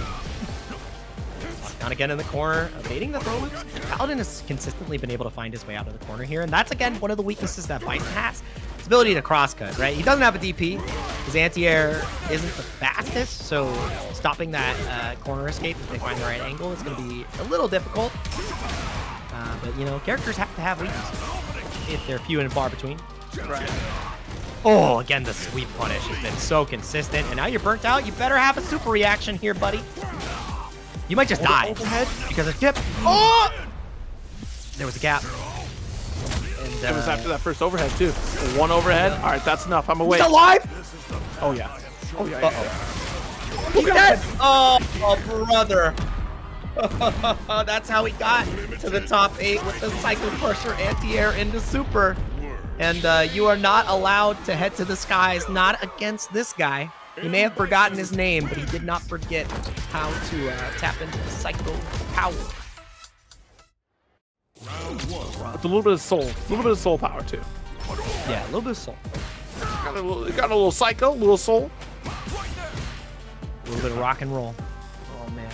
All right, perfect parry to rush. Great call to close the gap here. Press the issue with another perfect parry. That is right, Turbocharge. He was probably going to die from chip anyway at life point. Because it was Psycho Crusher, EX, and then you just spent right to level 3. Yeah, it was checkmate. Locked down. Oh my god, you just dead. Yeah, full extension, overhead into... Oh no, he can't go into the level 1. But this situation is so cursed. Like, yeah, you rocking a hard place. The bomb is there, time is ticking, and it is set point for 801 Strider. He said, bedtime is soon, Paladin. It's a school day. I don't have to go to school right now. Wait a minute, it's summer vacation. It's August. I think some schools are back in session. I don't know. Besides the point, back to the match. I'll figure that out eventually, all right? I'm not there yet. Oh, God. Big punish counter. Paladin died. Yeah. There's a young Ryu player in the streets. He's getting beat up. The overhead is massive. Is this? No, you're not dead, but you are guessing per game. Wait a minute. This super does Mondo big damage. If this kills, Punk the God with the $50 contribution, it does not kill. Thank you for your confidence. Very much appreciate you. That's our Evo champ right there. And that is our match winner, 801 Strider on the Bison. Teaching Paladin a valuable lesson you're going to learn today. Daigo 2 owes him, signs the book afterwards, and we're into the match. Funniest thing I've ever seen. There's a picture posted by Red Bull about it. And we've got another high-octane match. but he literally went like, huh, in Japanese, I would say. He was like the common like, nani? And it was the most hilarious thing I've ever seen. But no more funny business. Back in the top 8 loser side here. Zaffarino versus Enzo. Akuma versus Ken. Yes, indeed. And just for confirmation, Zaffarino actually did go down to Enzo 2-1 at Eve. This is the run back. Nice crouch forward interrupt on the rush here. And in your face, just with these Hadokens, you're very brave position, but a deep uppercut. I see Enzo being able to call out plenty of jump ins in prior matches. Still see that's not lost on Enzo here. But Zaffarino just commanding this corner position here, staying at that range, and still just going for the strong pokes, especially after crouch strong. Jab follow up here from Enzo. Trying to play, you know, this zone 0 type of game a little bit too close on the roundhouse, but not afraid to let the uppercuts rip, all right? The only stress Enzo's got right now is defense and Street Fighter. I think, like, you know, you could throw a couple uppercuts here or there. So really great from Enzo. And, you know, the payoff against Akuma, you get a ton of damage. Yeah. Sheesh. Just outside the range to crouch forward, and Zap able to find the throw.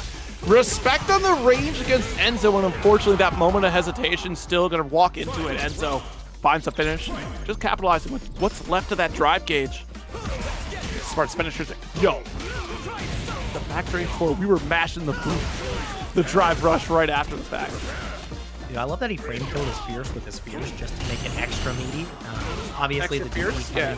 extra fiercey. I wanted to frame kill my Fierce to make it more fierce. So I backed it up with a Fierce and backed it up with a Super.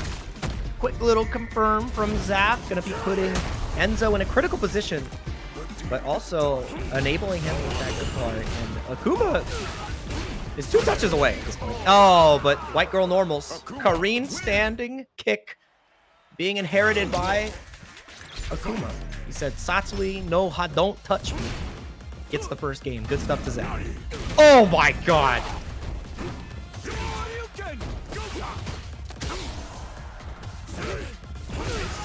Kick here again. Challenge another fireball here. But teed off for a beautiful anti-air. There's no escape from Shoryuken from Enzo.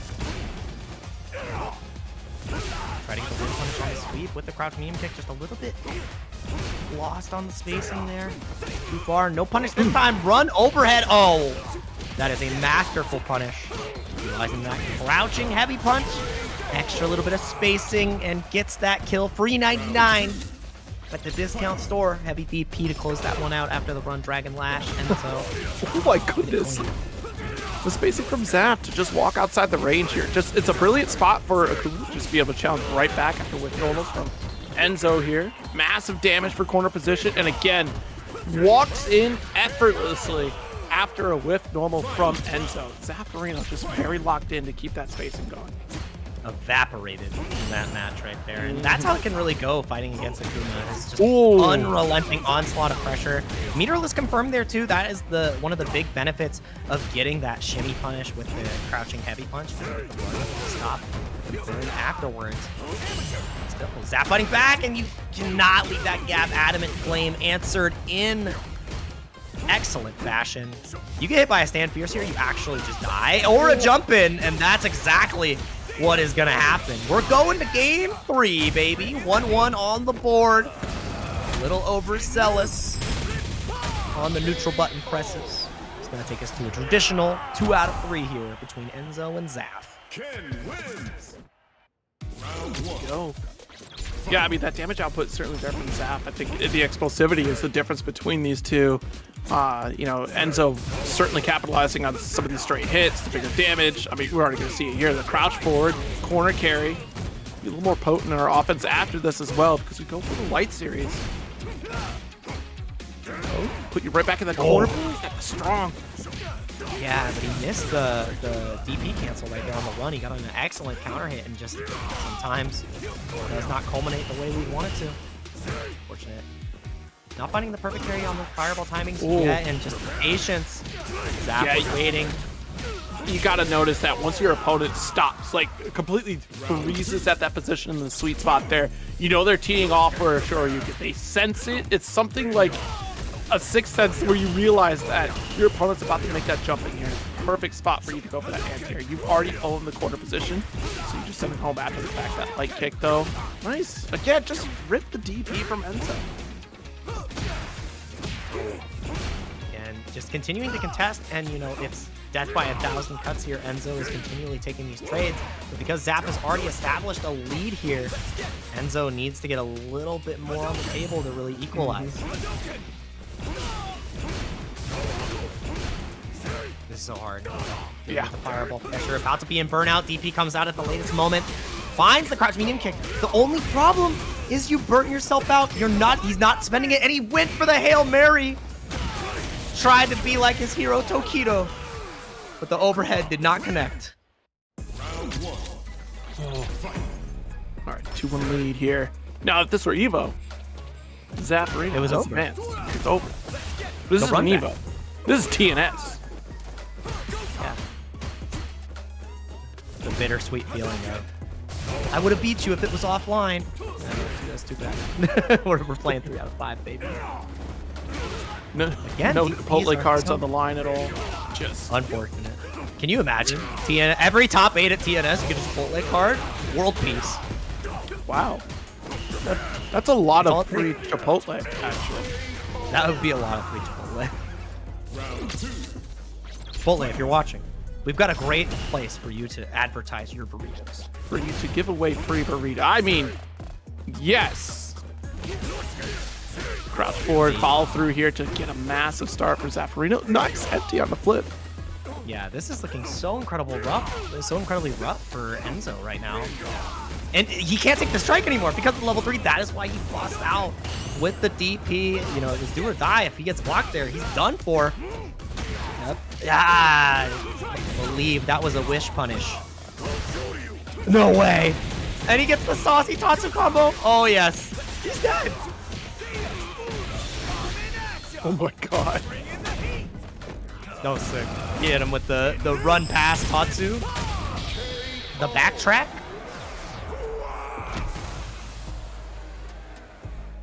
Absolutely clean Street Fighter that we're watching here. Round apiece. Zaffarino looking to close it out, but punish range here. Teleports in to close the gap. Not getting a full punish there. Big opportunity for Zap. Just gonna take the Tatsu Oki. A little bit of a frame kill. Shimmy not answered. Nobody's home. Oh, big jump opportunity. We're going right back into the corner. He's going to use the double dash, trying to play a little bit safer here, but now he has to be so careful. Crouch medium kick could find its mark, and he finds the walk forward with this crouching strong. One more touch, we'll do it. You have to be so careful because you're in burnout, and he overextends the DI, an unforced error from Zaffarino, taking us to game 5. Those small margins of error here that really get expanded upon by Enzo's follow-ups. Seen it before. So, roundhouse, we're still plus since both hits block.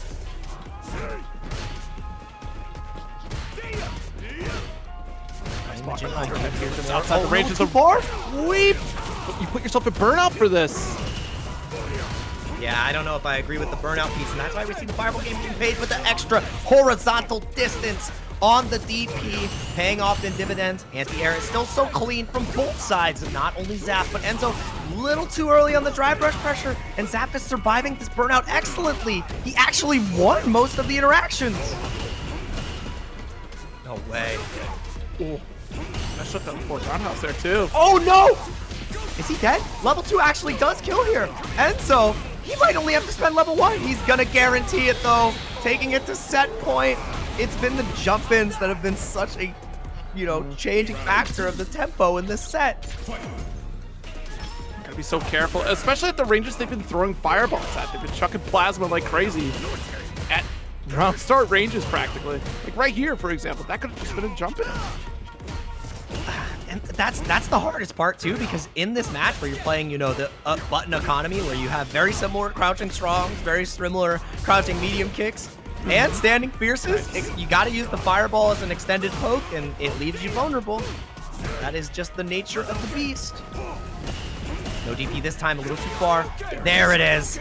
Delayed it as well. Oh, the hold is so smart. There, finally, up, recovering in time off that forward medium kick. Lockdown Zap just waiting. Yes. Zap peppering with fireballs here. Unfortunately, gonna have to embrace the throw. Oh no, the low start. Safe. Spacing trap right there with the stand line kick. You can't afford to take the strike, and that's why Zafrino's starting to take the throw because the level 2 is available. Finally, Tex in that situation. DP beating the OD. One more guess, 0. Jab, are you kidding me? What a way to go down. Just a jab series, the bravery from Enzo at that range here just to close it out. And again, you're just worried about that throw opportunity here. It might have something else to say about it here. Yep, gonna be a hell of a match, and we see JAK has switched back to the Juri. The Rashid was a winner's side fad. We're back on the main squeeze right here. Shredder would be proud. The leader of the Foot Clan has returned. Oh, jeez, nice. Oh, what a perfect parry. Overhead this time, though. The side swap wasn't ready for it. Just close enough for the corner position to get that wall splat. Holds the parry, but unfortunately finds the gap. We're going to get scooped up by the grab. Nice, yep, Blanka is set up. Finds the jump out with that jumping heavy punch again, and now the burnout is so keep it the level 1. Loses to the fireball. Yes. That's the hardest part. You don't even get the activation on Blanka, which is what made him have such a strong performance earlier against Eldergoose. But JAK with the awareness had the insurance. Set up. The payout was huge. Yeah, that fireball game at that point, while you're a burnout, it just allows JAK to keep cycling through that offense. Even without the stocks available, you're still chipping away. And max range, wow, nice jab to call it the dash through. But max range fireball whiffing entirely, wasting some of that drive parry. We send it home with this level 3. Yep, gonna be more than enough damage here. JAK showing very strong dominant performance here in game 1. And really shutting down the defensive habits that we saw Freezie prove successful with prior. Start so scary. Roundhouse here, at least getting a charge available. Nice jump, Roundhouse to open up. Ooh.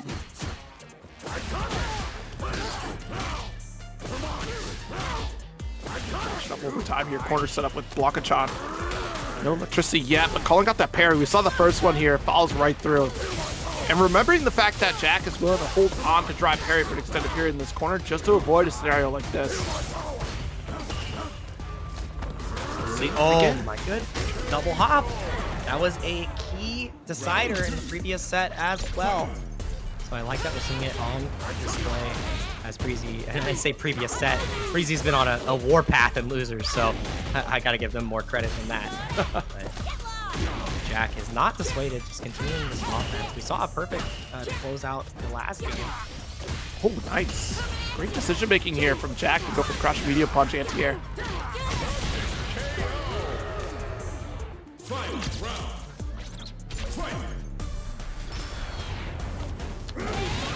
Nice DP. Yep. The thing is, level 3 locked and loaded for both sides. Oh, the short ball was such a good option. That only works on good players. JAK is definitely one of the best. Oh my god, just waiting for reversal. Did not care. Oh, jeez, just outside the range of the block up ball. Don't follow through yet. We're low on drive gauge. That's probably why we're not sending it. Drive rush. Looking worse for wear. Perfect parry. Actually saving quite a bit for JAK here. How much drive gauge we're building up for this defense. Yeah, really great decision there. It's a scary endeavor to parry in that situation, especially because you can just go straight down to the ground and get the punish counter. Sometimes you got to be going for the risk, not getting the punish with drive impact. No, and getting with wrong strength. Wrong strength. Oh, he's not close enough. It was just the edge. In a hard place, and that is enough for Freezie to equalize the score. JAK had, you know, just such little space between him and the corner. And if he doesn't get stunned there, I think it's a different story. But Freezie having the great spacing awareness there for the DI. Trap rush for corner again. Parry timing. Does get the medium kick, but not close enough to get the Fuha. Go.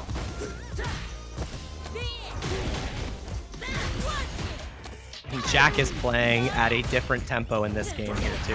You can see the difference quite clearly. Again, you have to be so careful. Air throw to escape the corner. Really great decision. Freezie potentially trying to bait out, a delay tech on the ground, but absolutely punished, or even an ODDP. JAK ready and aware.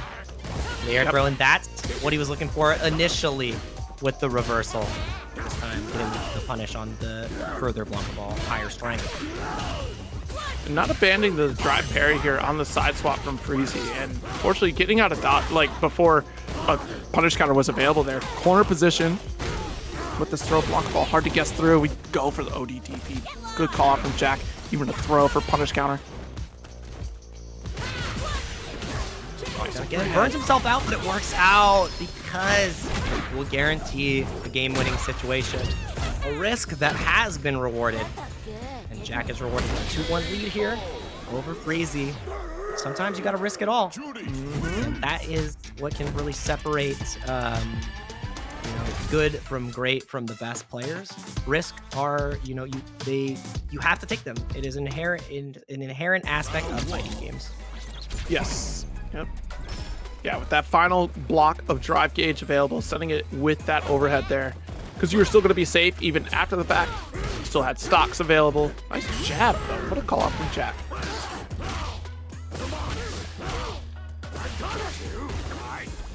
Blanka chance set up. The jump back just to try to evade the little guy. Oh, this is a huge opportunity. Uh-oh. Boink. Another Blanka chance setup, but evades the throw excellently. JAK wants nothing to do with the little guy. Nice. Blanka ball again with DP. Great reaction from JAK. That's certainly a necessity in this matchup in particular. If you're going to get Blanka ball time and time again, you have to be able to showcase you could do that. Light kicks and great patience from JAK because they are safe here at that range. Be a little frame trap if you try to challenge there, and JAK taking our time. Yep, and I love that from Freezie too. A very common spacing where we would see up back ball after lightning against a burnt out opponent. So really love that. And it wasn't even JAK being burnt out. It was just JAK needed that crouch move to close out. So pretty telegraphed decision. Still not out of the woods yet. 50% off. Currently has lightning boost available, but wants to potentially save it for when JAK is at a lower life threshold, and the time might be soon. No would punish. Oh, I'm surprised I didn't get DP'd there.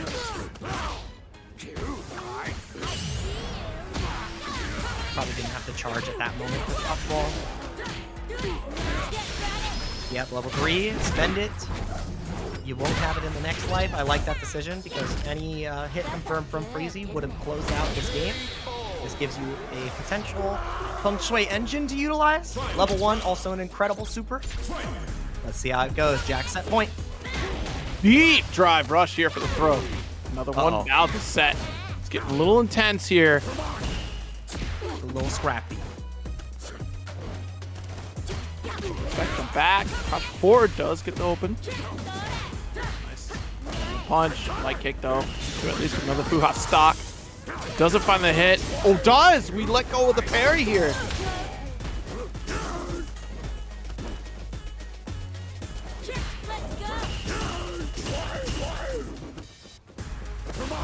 Again, Lightning Beast mildly ineffective here, which is a problem, right? Because now you have such a deficit.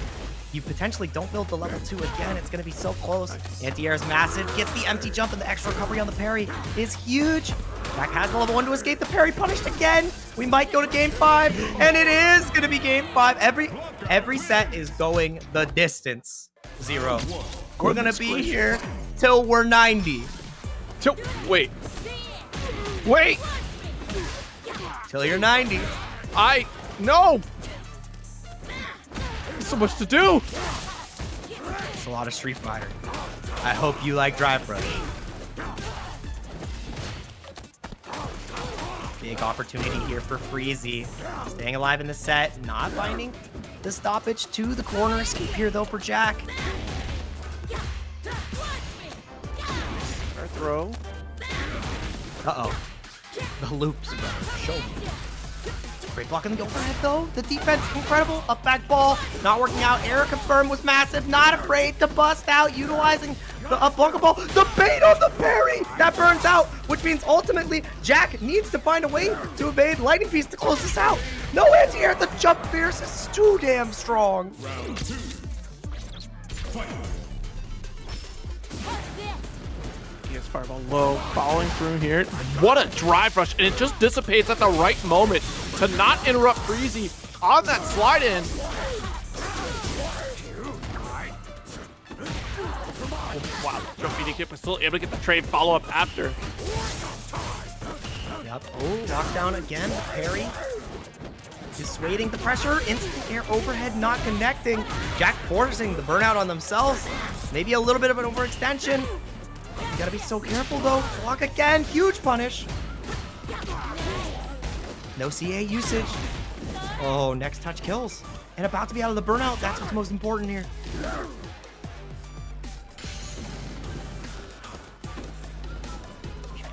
Yeah, it's literally just a single touch is all that JAK needs here to get the follow through. If you want to play at the full screen range. No anti-air. No dive. Yeah, no anti-air, no dive. Drive rush. Not an option right now for JAK unless we take that big risk again. Trying to build back up to that 3-bar stack. Trades. Yeah, unless it was EXDP. Only trades out. Sprint still low. Still safe. The side swap challenge sends the drive rush and spends that level 3. Wow. Such a lovely face. Incredible Oh my option. gosh. Yeah, I mean, JAK has been on point with calling that jab, or calling the dash through out with jab time and time again. As we get into ChrisCCH versus EnzoTheHokage. Chris goes all the way through the bracket, and his reward is 2 of the best Ken Masters in the US. What a path to behold. And I mean, we've already seen how Enzo has made his way through the bracket. But we also got to see one of the best sets in TNS as wild. Chris versus Booce with a nail biter finish. So Chris is definitely warmed up on this matchup and already not getting the answer that made him lose and get here to the first place. Maybe we get to see that adjustment here pretty soon. But it is no small feat to consistently get that, and that was such a rough situation.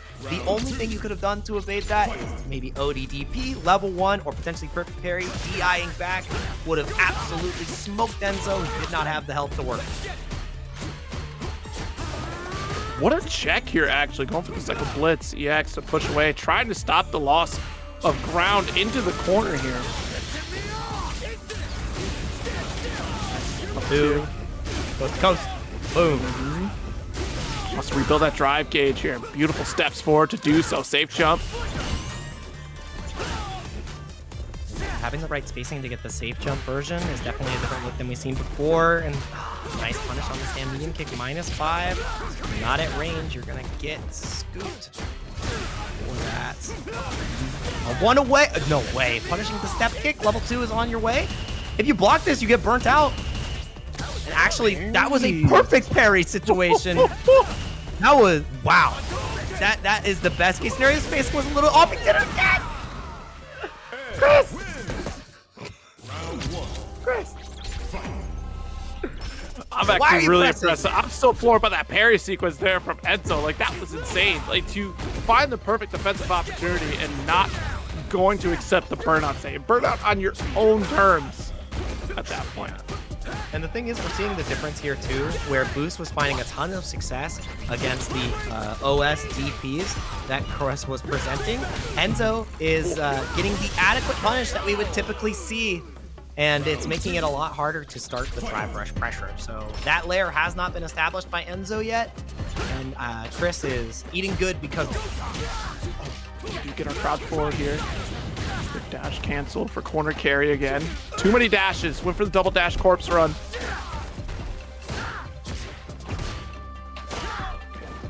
Fierce though.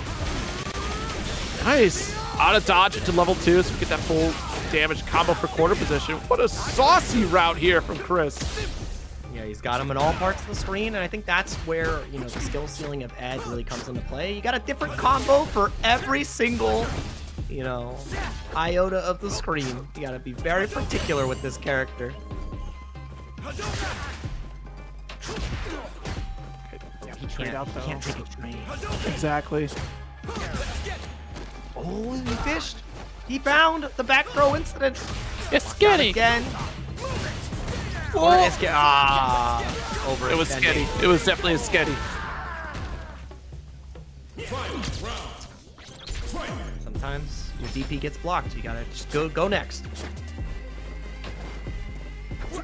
Nice. Ooh, just outside. Jab doesn't even get the challenge there, unfortunately. Nice. Crouch forward.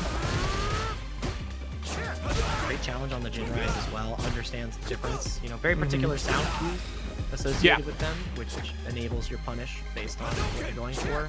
It informs you on what your next reaction is, whether it's parry, DI, etc. So, Chris, ready and aware. Yeah, I love that. That's a common situation too. After you get pulled right in, it's strike throw 50-50. Enzo doesn't want to have any of that. No kidding. Especially after holding on to parry though. Yeah.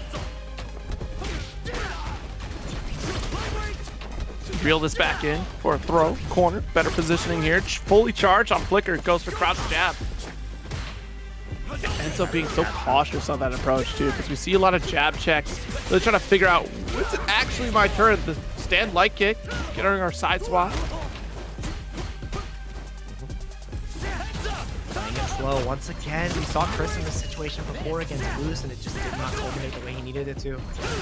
And Enzo in burnout, slowly ticking away. The level 2 is on the screen though. Chip is a potential here, but the burnout is gone. And now you gotta guess, how do you escape here? The parry for the entire thing and face the TP. Fool me once, shame on you. Fool me twice, shame on me. Chris feeling no shame, no problem with the 2-0 lead there. Great defense against the DP. Oh my goodness. Yeah, what a call out in drive rush. Certainly ready for it here. Stand, or crouch strong rather. I love the fierce frame kill. That's so good. Just boom, boom. Because if you don't do it and you go for the perfect parry timing, because it's auto time, you get grabbed and it's like, oh man, oh dang it. Chris expertly evading. And yeah, the spacing on the whip punish for the roundhouse. Why are you whipping? Illegal activity, and he's just gonna hold it playing chicken. He's gonna give me all that drive gauge. But he's absolutely fine with that. Oh no! A little bit too far in the drive rush though. Enzo really building up at this gauge, but it's not gonna matter. Chris gonna send it home. Boom. Yeah, great spend, and now it's set point here for ChrisCCH. Booce got him warmed up. Like, that's such a hard draw if you're Enzo. You're like, oh, who do I have to fight? Yeah, you have to fight Chris after he had the most electrifying set of the evening against your character. Like, dang, that's rough. And now you're one level 2 away, one sequence from death. Goes for the DP again. If it ain't broke, don't fix it. Nice challenge. Yeah, like you said, listening for those sound cues, being able to call it out. Follows through on level 2. You got the juggle full experience here. Oh, drop the final hit. Spacing got a little funky there, giving Enzo another opportunity. The reason he didn't cash out there is because now he has a defensive tool against DI, but DI's never coming. He's just checking you out. Level 3, it was checkmate. See you later. Nighty night. Tampa may never sleep. Enzo sure as hell does. We'll see you later, buddy. And if you want to increase your channel points right now, you better get those predictions in sharp and on time. There's a little bit of time left. Currently, everybody thinks Paladin's going to take it. If you're just a kid fan and think the Rashid can do it, get those points in as well. All right, I mean, that control is certainly looking in Paladin's favor right now. No cross cut, but we do get the jab. Oh no, opened up on that one here. Oh. That was so much. Why did we do so much damage? Whoa. because needs it. Oh, no gaps allowed. Gotta go for the jailing mixer, but that ultimately will leave you negative, so I understand Jack opted for it. Paladin utilizing a calculated risk, the DP there. Oh, geez, yeah. Not sure about the sweep right there. Got that free jump hit for Jack. That certainly paid off, and now we earned this position. Couple drive rushes. But now you're down to that one last bar. All right, nice! Frame kill. Excuse me, just a mix potential, not frame. Mixer backdash. Potentially bait out a throw. Got the wake up and drive impact. Maybe he could have canceled the Hoshogeki, but it was a very small window, if possible. Don't think it was in the cards. Taking us to game point here. Level 2 just going to take a ton of damage right off. This is my chance. Uh-oh. Be very careful to block that donkey kick here. Does get the spinning mixer with punish. Oh, thought it was, you know, I love that Paladin has been playing with Hoshogeki in this aspect, and I've been wondering if that is exactly what we're doing, and that's the proof right there. We're just using Hoshogeki to, you know, make you think a Haidoken's coming out, because the animation is pretty much identical at startup, right? It's the finish that looks a little bit different. You're waiting for the sound, so we bait out a reaction from Jack to go for that parry on Haidoken, this Hoshogeki. So that's a punish opportunity for Paladin. It creates such a pertinent spacing trap, especially with the metagame that has developed around perfect parrying with the projectile. It's very similar to how JP can go for Faint Ghost after utilizing the Real Ghost.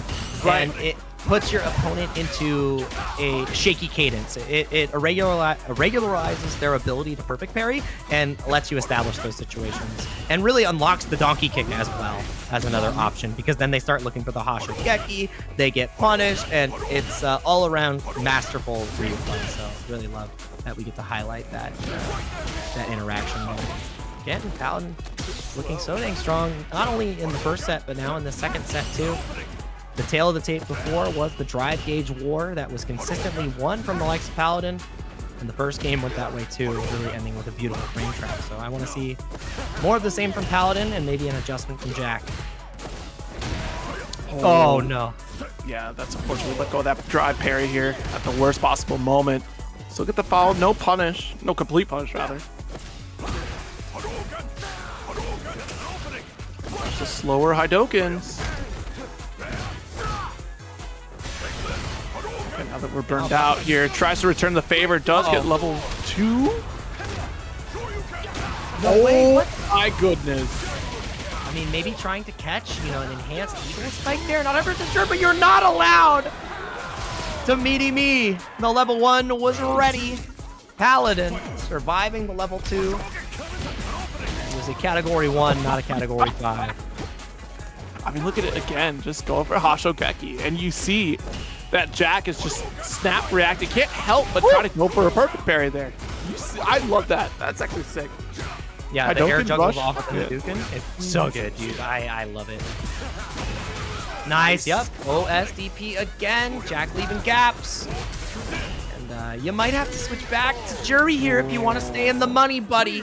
This Paladin is coming up all dollar signs right now. Ryu is looking great in this matchup. I think we're going to character select. Absolutely, yep, there we it are. is. Frame 1 switch says, hold on. Shredder's here. And it's so different from what we saw in that previous set, because these two were going back and forth for a while. That damage differential was in favor of Paladin here. And I think what we're getting called out on a lot in this set so far is the fact that we're pump faking with the Hoshogeki. I mean, we're reacting with drive parry, putting ourselves in harm's way regardless. The You ability. see right here, same thing. Not throwing out Haidokens. It's Schrodinger's fireball. It's always there, but it's not. It's a terrifying concept. Will you open the box? Yes or no?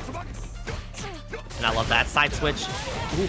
But yeah, challenging back. A little bit of an error from the likes of Paladin, giving Jack a ton of momentum.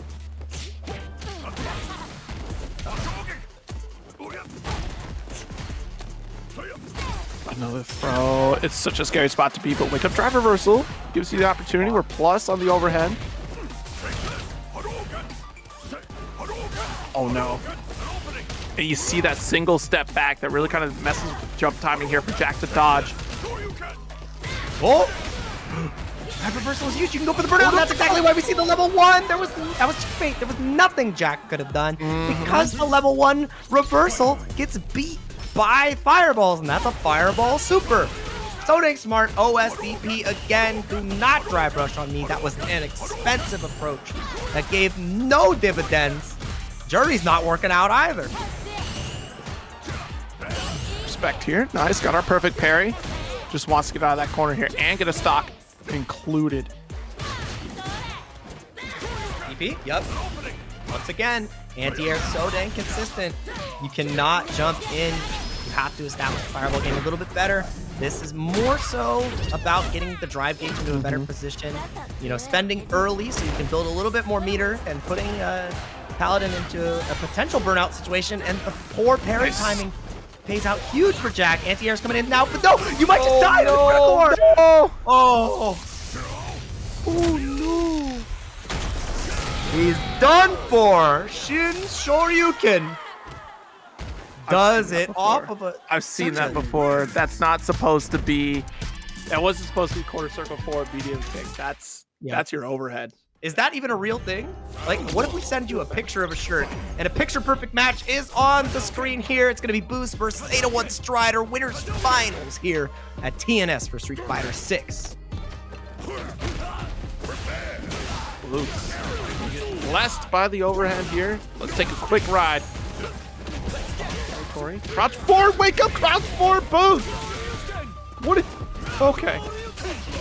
Oh, ooh, that had to be a fireball input error right there, and not even a punish counter on Booce, so recovered in time, but just not the scenario you really wanted. About to burn out on the likes of Strider, though, but he got a ton of damage for that gauge, and he's building it back expeditiously with these great normals. Bro, jabs for the stagger here to try to get the opener. Wow, yeah, of course, max range on the leg kick to go for that drive rush here. He might live. It's so close. No, he's dead. It's enough. Booce, calculation master, winning that first game against Strider. And Strider was in such a dominant position that entire time. It really came off of the stagger pressure, with the drive rush follow-up, and you know, Strider had to wait and bide his time for his drive gauge to come back up, and that gave Booce the perfect opportunity to strike. Throw. Crouch forward rush here, but one right back at you. The originator of it. That's spaghetti. I can't unhear it. Just all sorts of spaghetti from Ken every drive rush. There's a little Italian. Ken, what do you want for spaghetti? Okay. Little spaghetti. Uh-oh. Can't afford to take this next throw. Gotta be so careful. No anti-air though, and now it's a one-touch situation. Both sides. All he needs is one crouch medium kick. No, he's not for the EX. But there's so much health on the side of Strider. Now that we're down in the range, doesn't matter the crouch forward. The fact that that was on a stand light kick punish as well is just, it's showing you how locked in Strider is in this matchup, because that normal is fast as hell. Yeah. That is good. Oh, again, the crouching medium kick, that low forward. Paying dividends. Huge extension, bomb explosion. And he gets the set again. You can't DP. If you get blocked, you lose. Give that thumbs up, production. Give that thumbs up. Give it. Nice throw. Yeah! M.Bison. Again, the head stomp connects. Booce going down the first game. 801 Strider giving us the timeline. Ken loses. Ryu has to rise from the ashes and complete the Street Fighter 2 movie for us. This might happen. It's true. It's true. Gets to go down. Roundhouse for roundhouse. It's a roundhouse battle. Good step back. Up with the jump in after Hadoken. No anti-air opportunity. Dropping that charge. Oh, he's no longer referred to as Vega, but he uses the random Vega slide. that we were very antiquated with, and it works out. Strider staying true to the name. Spacing, but not on that one. -5. A little backdash here from Strider. Still able to get the leg kick follow up though. With the tap parry. That's something that a lot of Marisa players will do as well. They overextend. Oh my goodness, a lot of damage. Such a violent special move. Like, it just the animation for it is just a little bit extra. I think you level 2 here. Is it enough to kill though? Up we go. It's not enough. What? Oh! Huh? Shadow Rise Devil's Reverse. Caught him leaping. I'm just surprised at all the neutral. We just held up. Wake up, hold up, see what happens. I mean, at that range, the thing is, it's the anti-air from Bison isn't going to connect. You're potentially looking for him to like, go for another chip opportunity with scissors. And you know, Strider had the perfect reaction. He just goes for the Shadow Rise into the Devil's Reverse, which gives you that arc to punish the neutral jumps. Makes sense. Okay, okay. Realize, thank you.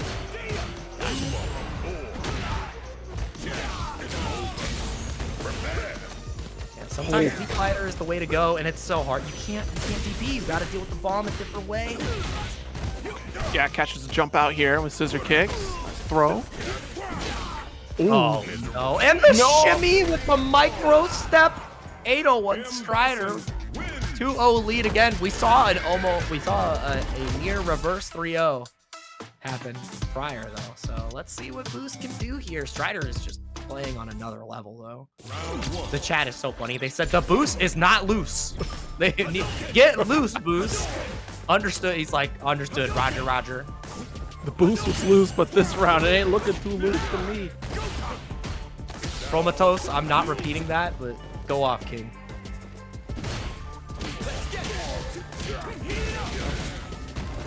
Sketty.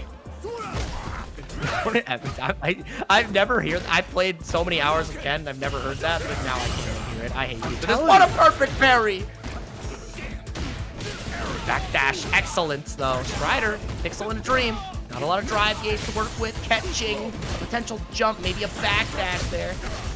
Plus frames for days. Another counter hit. Backdash again. Booce not getting grabbed. Not on this Wednesday.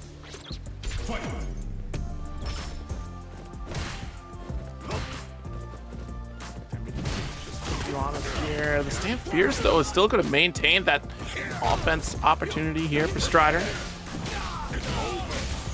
Yep, bomb set up, advantageous Oki. Uh-oh. Look at the 2 throws, man. Yeah. It's prescribed. You take 2 throws or die, potentially. Perfect parry again. Why are you lashing? It's over. Oh, it sure is. Good lord. He let us know. Sometimes the characters do our job for us, which is great. I really appreciate the support. That's what a true leader of the Shadowloo would do. Oh, this is massive. No way. Crack. Yeah, it wasn't able to follow up right. Not the right routing we're looking for.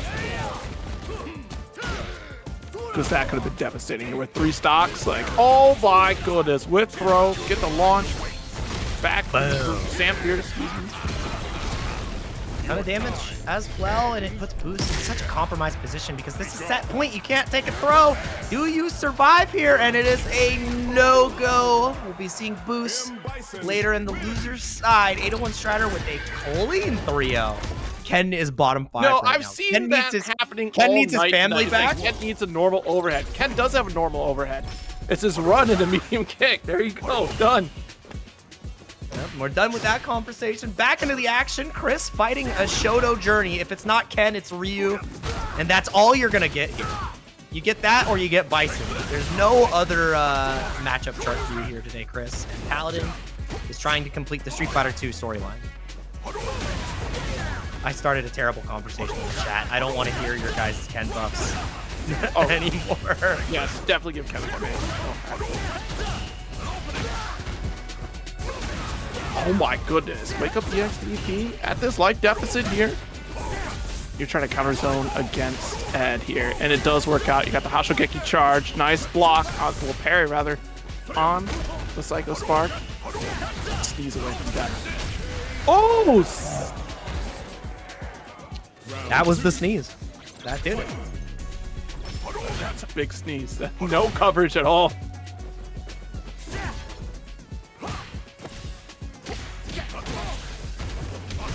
Closer to the corner we go. Continuing to utilize the Hashogeki pressure as well. I want to see how Chris can consistently, get those early cycle uppers, especially with how excellently we've had the Hashogekis layered in to bait that stuff out. And Paladin is off to the races here. One touch away. Chris, he has to opt to potentially take the throw here, but it's so scary. You got 2 interactions potentially, and it's time to go to the other side of the screen, corner to corner, coast to coast. I mean, God, this character's cool. It's nice. But look at the good little almost 30% damage right there. Now just crossing the 50% threshold. Paladin, no resources here almost. There's the one throw. Too far for the sweep. Oh, what a perfect parry when it mattered most. And Chris had a little bit of an unfortunate drop. He got the crumple with the charge flicker there. And that could have been, the decider, because off that crumple, you can get a follow-up with potentially EX Snatcher into level 1, and it would burn out Paladin, taking away the option to perfect parry, but so it goes. Gotta go to the next one.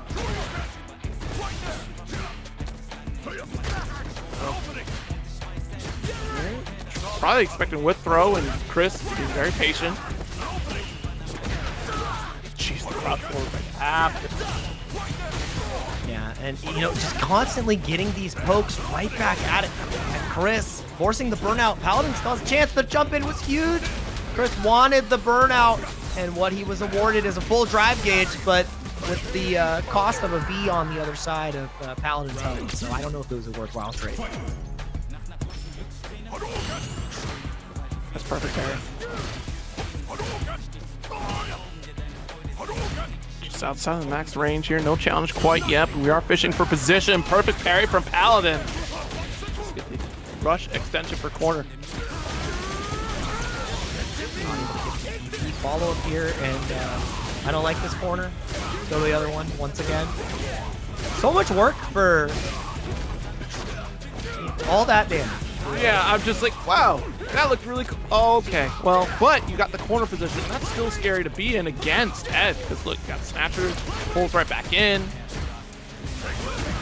Oh, I talked about it earlier, how he was going to contest because of the Hashogeki usage. And the first time we see an OD fireball, it's already on display. Chris was ready. But the fact that he can get those so consistently and the anti-airs are just not connecting, it makes you cry. Cry as an Ed.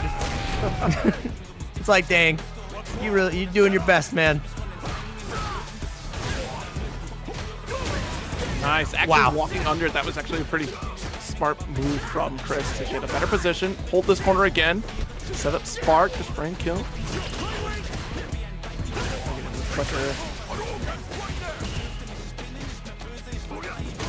Top of the air game. One touch, both sides though. You cannot take this low forward. And that's why Chris is staying right outside of that range. He says, I am not contesting with that normal. Still walk through. Look at this. Step back. Buffer. No anti-air here. There was buffer. He might just level 2 here too, because now the burnout is imminent. Oh, the back throw. Donkey. Oh, he reacted. No way. The DI. Excellent from ChrisCCH. Taking us to game 3.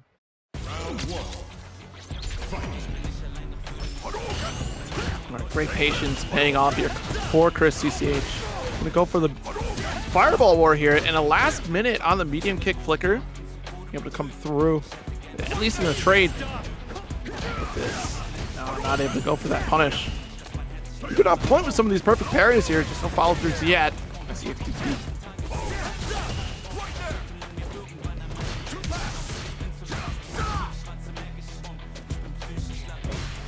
Couple step backs, that medium kick though. Outside the range of light flicker. Oh, wow. What a sweet punish on the fireball attempt. Got the setup there, but just ready. Yeah, Paladin's been fishing for that range though. Like we've seen it a couple times where we do go for the max range sweep. The one time it whipped entirely, we did get caught by Psycho Flicker. And Paladin able to take that first round. Very big comfortable in space. Yeah. Yeah, and that's been the story here, right? Like normally Chris is so dominant because his ability to consistently like whip punish and control the space, and Paladin is contesting in this exact regard. That is making it harder for Chris to really edge out here, and it's exactly what happened again. I think he doesn't die, maybe, but he burns out and has to take a big risk here. He has to potentially go for the Wake Up Super. Because Wake Up, if he does Meaty Hadouken, it might be over. He doesn't go for it, he goes for Tatsu. What a play! I like that because you, in that situation, if you're Chris, you're looking for the fireball to potentially get the level 3 freeze screen and beat it. You're not looking for Tatsu. So, I mean, the right tool for the right situation. But if we duck though, like I get it though, because you're holding forward to go for that EXDP anyways, so likely you're standing up. If we would have ducked it, that would have been a start, but you can take that risk because the massive life lead that Paladin had. And Chris can take risk in this corner here with the life lead like this. Oh, I thought he was going to go for the Ending Walker Glass. Prairie is the right option there because you don't have the right work. Do you do another drive? Impact is the question. We're going to see him start leaping. And Chris, just a crumb of anti-air. Just one for the road. No! For the children. Corner swap. We do have Hashogeki. This is where it can all fall apart. Not being burnout. No anti-air still. Ooh, the shimmy back scary. Yo, okay, got the parry though. And just returning the favor that Paladin was also able to parry that drive impact in the exact same circumstances. Chris able to get one of their own, get a punish. Oh, try to go for perfect parry attempt right there right now. Mid-screen throw loop because he did not opt to backdash jump in of his own. Chris saying the weapon of my enemy can also be my weapon. Down again, no escaping the corner this time. A little bit of a delay on the fierce press. No anti-air again, it was an awkward angle. Parries though. Oh my goodness. Yep. And that's such a scary thing to try to drive impact there because if the opponent is ready for it, the reaction, it could just be like one as an interrupt on there, shutting down the drive impact. Get devoured by it.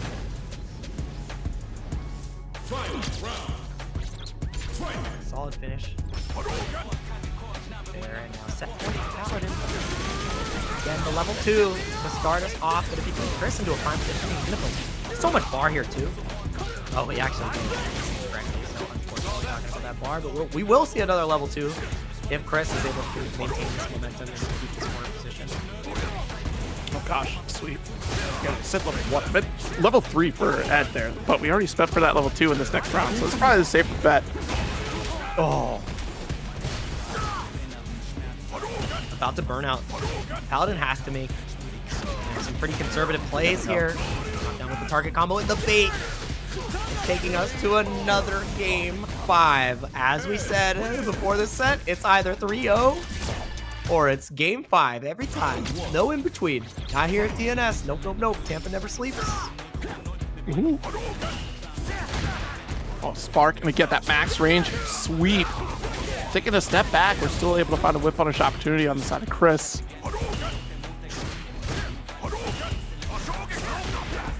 Ooh, what a check into the lead. Yeah. Flicker gets answered excellently. OD Donkey take the knockdown. Safe jumps are where it's at. Under a 10. I don't think we've seen a single anti. Not from Chris, no. Not one. Not even an air-to-air, which is interesting. It's such a grounded Ed play, which granted, you're not necessarily going for air-to-airs as Ed quite often. You should be able to preemptively get a lot of these flicker punches out there before. Lockdown again. You can't take another. You got a pixel to Dreamy Racks, and it gets punished. Only good players get hit by that one. And that is set point here for Paladin. Great punish counter as well. Catching the recovery, but backdash to boot. We're going to the corner. Do we get the dinks? The DC. Not the dinks. My apologies. Uh-oh. Doink. Drop reversal out.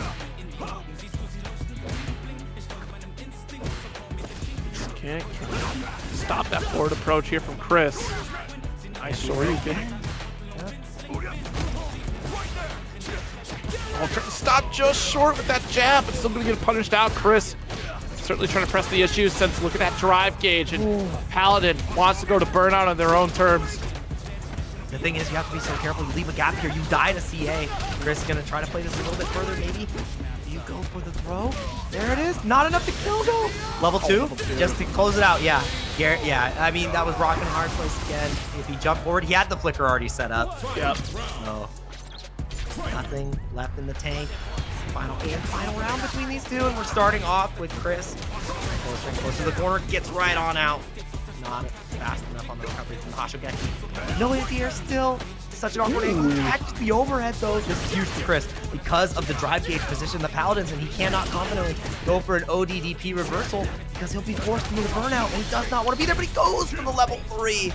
Gives him the gauge back, gives him the life lead, and gives him a much better safety. Oh, check. No anti-air again! No! He's dead. That's all she wrote.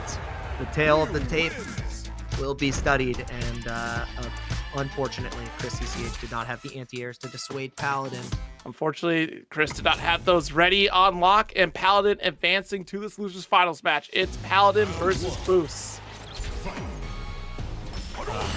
Yep, and it is going to be the classic Shoto matchup to see if we get the Street Fighter 2 finale or if Booce gets a chance at a run back. It was a 3-0 against both of these players. Yeah. He 3-0'd the Bison Classic, actually. He 3-0'd Ryu. He 3-0'd Ken. He said, man, these guys stink. I can't believe I want this, guys, but I mean, I don't remember why would Bison want the power of the shadow? Hutto.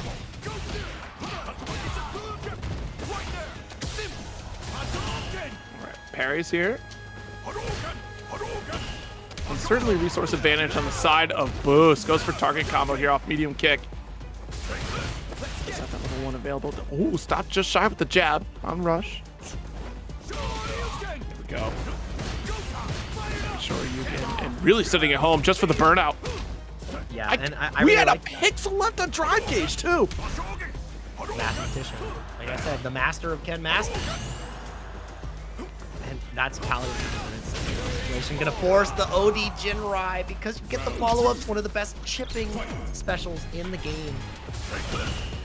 Really leveraging it well.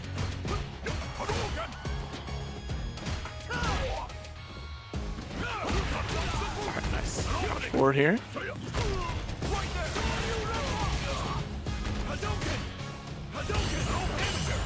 Oh, nice. Right back. Yeah, that was so good. And just, you know, double run stop. All right, we're getting saucy here on the pressure sequences. Look at these perfect parries again. Like, Booce's defense is insane. Nice backdash.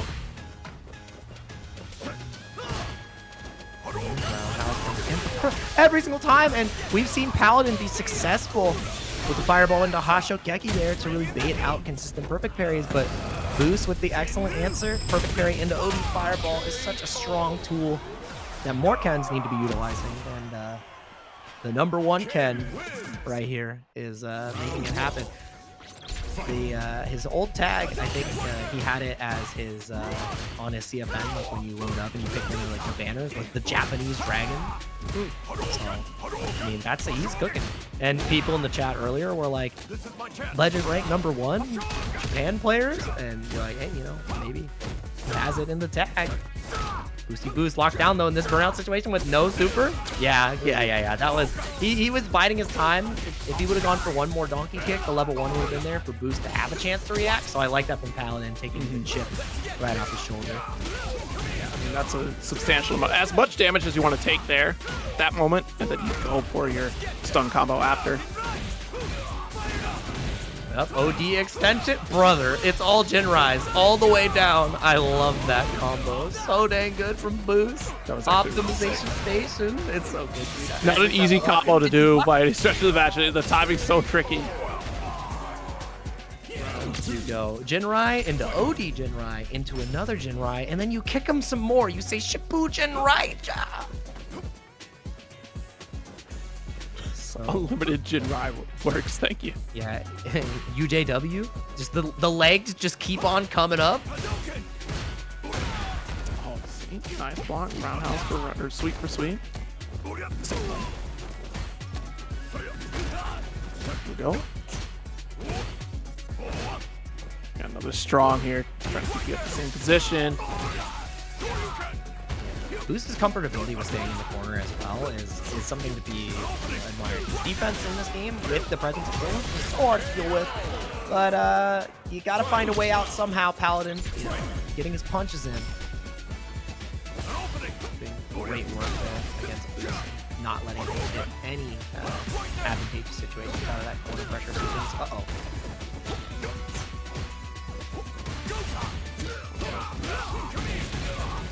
Second lash for side swamp, built up just.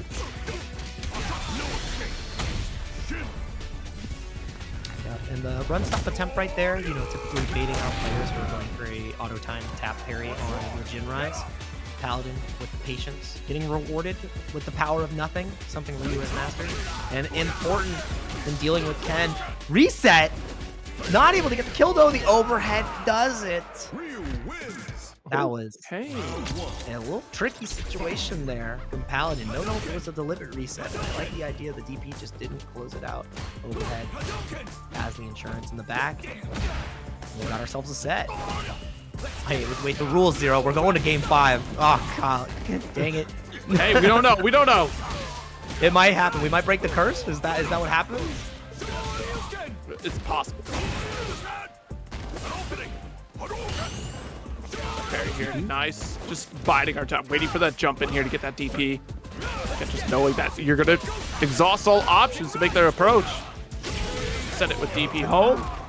Good round for Booce. I like that too, not opting to go for the Jinrai loop, just doing heavy in the heavy after the crouching heavy punch. That light DP to finish it off, keep that scaling low. Booce quick and simple. He's got so many different routes too. I think that's something to look at. Like every single situation, it feels like he's got the right Ooh, that's a Street Fighter 4 combo right there. Yeah, I like that one. Oh, dude, EX Tatsu level 1 into Ultra 1. Oh, works every time. Works in every generation. Oh, dude. That gave me like a certain hit dopamine hit that I haven't felt for a while. Oh, are you gonna get burnt out? Just send it home. Have you tried dying? Have you met my lord and savior? Hadouken! If there's one move I've practiced over 1,000 times, it's the Hadouken. That's all I got. Ken, it's all I know. I think that's important too. Like Paladin's consistency in recognizing chip kills has been such a highlight of the tournament run here so far. Right. So love his ability to continue showing us that. And now the stand light kick, he said this is neutral now. There's 2 buttons. Stand light kick, crouch medium kick.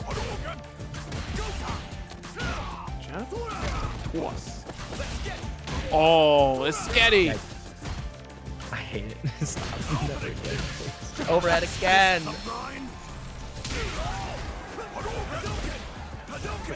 That level 2 here. What an approach, though.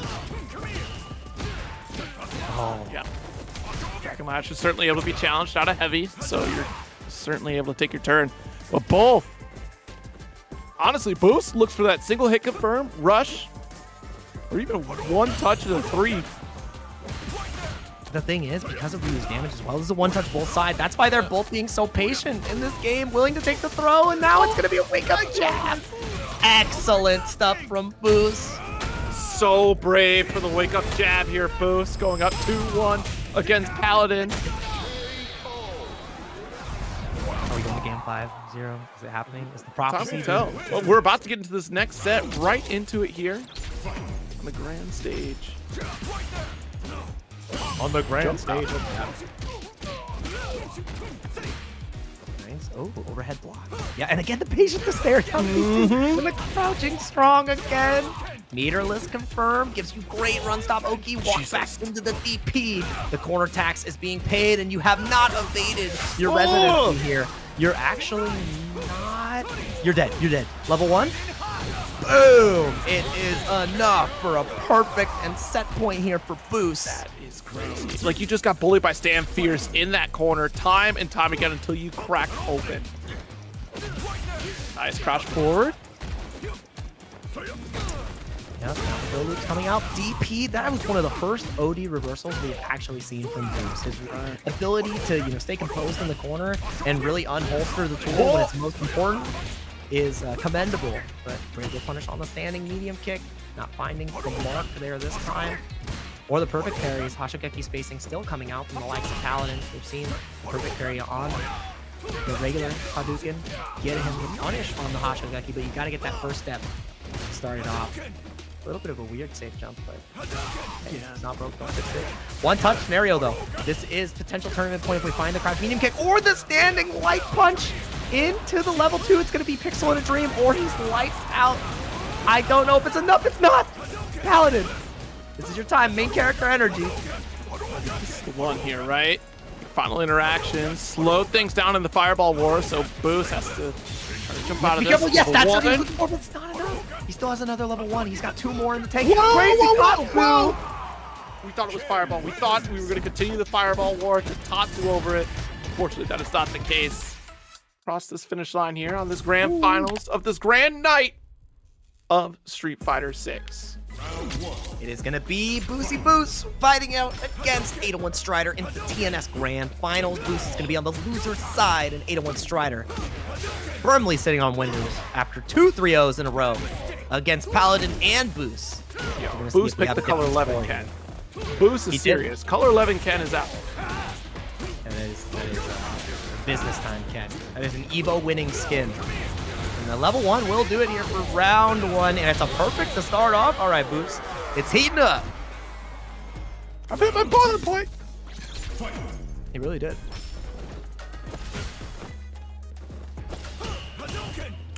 Look at the way he parried. Just chest out. 1-2 combination, bomb apply, called out the drive reversal. And because bomb is there, we're getting a nice hefty extension. And another bomb. Oh no. And the level 1, I like that decision. Protect your drive gauge, utilize the meter that you already have. You have a round on the board, so you'll already have a chance to build that meter back, but the punish counter is huge. And now you don't have a lot of drive gauge to work with. Oh, Dragon Lash, I like it. You put yourself into a negative 4 situation, so all you get is jab punish. Checking the reactions of Strider. There's no way. No way. I mean, it was perfect parry into jab just to get the force knockdown. No DP there. Good patience, but couldn't call out the overhead.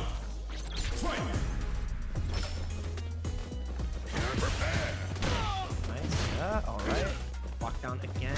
Fishing with that crouching medium kick. Not being able to punish this time. Anti-air. Excellent. And the bomb setup. That's huge. The awareness to sneak that in instead of just, taking the common knockdown. Setting up the bomb creates a harder situation. Obviously, Booce was able to get a quick little jab to stop that timer. But now the time is ticking. You cannot take any strike, and that's what we're going to see here. That is going to be game 1 for Strider. It doesn't matter how well it started. You had me in the first half. Not going to lie. Strider with a 1-0 lead here in the Grand Finals. And, Platias, thank you for the $25 contribution. Supporting the players, supporting this great Street Fighter. Jam Duoza 42, 2031. Appreciate that as well. We're getting closer and closer as we get closer and closer to the finish for that $300 as well. Platias says, good stuff. Hey, good stuff to you. Love it. Glad you're enjoying the Street Fighter. What a hit confirmed. Kick. Yeah, very good confirmed. Done. Toss. Oh. Plus $1 billion. Again, he perfect parried it. Oh. It's all about time, baby. That's right. Back down, it doesn't matter. $5 from Nelson. He said that DP was sick. He didn't, I don't know if he said that, but that's how I felt. He didn't say that. But definitely wish that they did. They definitely are wishing right now.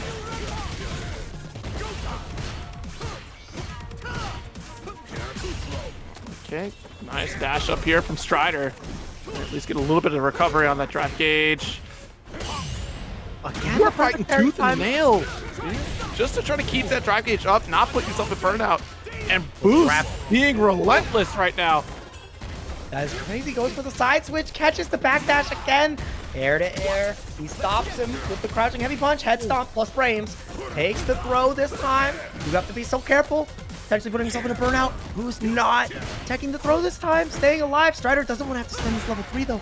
He will, if it's what it comes to. Burns himself out. This is where it's so scary. Can take one more throw. Boost. What do? Tech it out. Head stomp. Answered. Goes for the overhead reset. Knows that it's not going to be enough to kill. CA is still not going to be enough here. CA is on deck. Level 1 is available. Boost. How do you finish off Strider here? Because Chip is potential due to OD Fireball ×2. Baits him out with the carry. That was so good. Excellent bait out there with the drive rush jab. We've seen that throughout this bracket. The fact that we see it here in these final moments in grand finals. Booce grabbing that first game and deep drive rush here for a throw. It's the rules, Hero. We're going to game 5. It's gonna happen. It didn't happen last time, so we broke the curse. You never know. You never know, though. If this game goes the distance, if this set goes the distance both times, I would not be surprised. Oh, what a whip punish. The spacing that he established there with the crouching strong and a little bit of a micro step afterwards just caught Strider reaching, eager to get out of the corner and eager to escape. The carries are so good on both sides, dude. Nice step away. Booce is just so confident that they're going to get the hit regardless if there's a bomb on them or not. Like, bombs on, no big deal. I'm still pressing. It's the illusion of choice. Right. The illusion of defense. And often is trading for it too. Like, isn't just necessarily getting stray hits. Just like, all right, cool, I traded, but I lost the bomb, so you can't get anything after that. Yeah, so it's, it's really disabling the game plan that Strider wants to display too. And now you get put into this burnout, it makes it so much harder, but he knows and he reacts in time. He recovered. Such a long startup on the normal, but had more than enough time because Booce was just a little late on the trigger. And I think if you get this for free, oh man. No, he did that great spacing. Doesn't matter. Got caught on the run stop. That was a huge opportunity for Booce. He didn't find the right option in that moment. Was trying to get that crouch fierce to connect and it just did not. Already recovered in time for Strider here, that corner. It's so hard to punish that normal. It's so slow, but like the reach that it has makes spacing against it so dang difficult. Have to deal with the bomb still, plus frames. Oh no. Arrogant fool sends Bison into level 3. Now you got one grab in the tank. Can you survive? Actually, probably a little bit more than that, but wakes up. Nah, man. You know what? I like the gusto. I like the initiative. Strider does as well. 2-1 lead. Booce back to the drawing board. Just leaves the lobby. He's like, so, all right, see you guys later. Yeah, not done yet. Where's Booce go? Did he drop out? No, Booce is in the lobby still. Yeah, we're not done. No, he is there. It's not done yet. Maybe Booce taking a second. And again, we've been talking about Booce on the leaderboard this entire time. 3rd place, currently Strider. He was 1st place earlier, right? Like earlier in the week, he was in the #1 spot. He's trying to stay. He literally tweeted about it. He said, "Man, this is hard. Getting to that #1 spot is a mission." So we're gonna see if this mission will be complete. 3rd versus 1st. The dictator himself, Strider, has not gotten sent to losers yet. Booce is trying to be the one who takes his head. Round 1. Well, here we go. First round. First opportunity to try to tie it up, or Strider sends it home. Jeez. Yeah, tried to drive rush in, unfortunately. Probably want a perfect parry as opposed to that. It's too far away for that crouch forward. Drive reversal, maintain that corner presence. And nice. Again, Booce, not afraid of the bomb. Oh, that is exactly the situation he was going to bait for, but he didn't believe in the throw off the run stop. He got Strider into the position he wanted and just didn't capitalize. That's where the neutral jump comes in so clutch, though. Booce, just moving to the next situation. Perfect parry, and you get the perfect rut toxic punish. Nah, dude. Oh, no, empty. Does get jabbed out. A little bit of a moment of hesitation there for Booce. Back throw, and Strider one touch away, delays the head stomp. Gets pushed out of range for like a challenge here. Strider on tournament point. And he's punishing Booce for all these really great timings. He's shown perfect parries on so many of these situations, and these slight delays are meaning defeat for Booce right now. Well, with the OD bomb setup, another spacing trap would have been such a disastrous situation, but Booce finds a way to survive off of an error from Strider. Again. Neutral jumping is such a scary thing. If you have Psycho Crusher locked and loaded, you might just explode because of Psycho Crusher into level 3. No! No! He did it again! 801 Strider with the level 3. It's not gonna be enough to kill, but Booce is living on a prayer. So close to burnout. Strider has so many resources. The CA's there at least. How does he survive 0? I have no idea. I mean, look at the drive gauge differential too. Despite you having CA, you're slowly fighting your way back, but you get walked down into a corner. What? Parry comes through. He did dash forward parry to try to perfect parry in that situation, and now Strider's one touch away. Nice block. That was a deep drive rush right there. That could have been challenged with Strider, hands down. Dragon Lash. Comes through, throw. Now Strider's the one who has to guess. He gets baited on the drive reversal. Booce is staying alive. Oh. Yeah. Neutral jump, medium kick there. Crossing the threshold into the next round here. Strider with no resources outside of the level 1, and Booce still a level 3 threat. Yep, drive reversal again, getting the better of that trade on the drive gauge war. Booce cannot afford to burn out here. Stan Roundhouse gets excellently checked by the walk-up throw from Strider, catches the backdash again. That has been a boon to Booce's existence. The bomb is set up. You can't DP. Taking the bomb, if you take this next throw, it might be lights out plus frames. You gotta guess. Oh no. Parry again, and he baits the DP for a perfect to take. No! Drops the follow-up after. There's no finish line here quite yet. Strider gives a moment of opportunity to Booce here. Step kick. That's a low forward here into level 3 CA. Not the connection though. No! You don't clean hit, which means you lose that extra damage. Level 3 is still available. Booce has to be so careful here because of potential burnout. He's trying to take as much chip as he can. Air to air, not getting the full confirm, and the throw whips. That is Strider taking it at the very end off of a drop. The nail biter to finish it off. What a set. What a grand finals.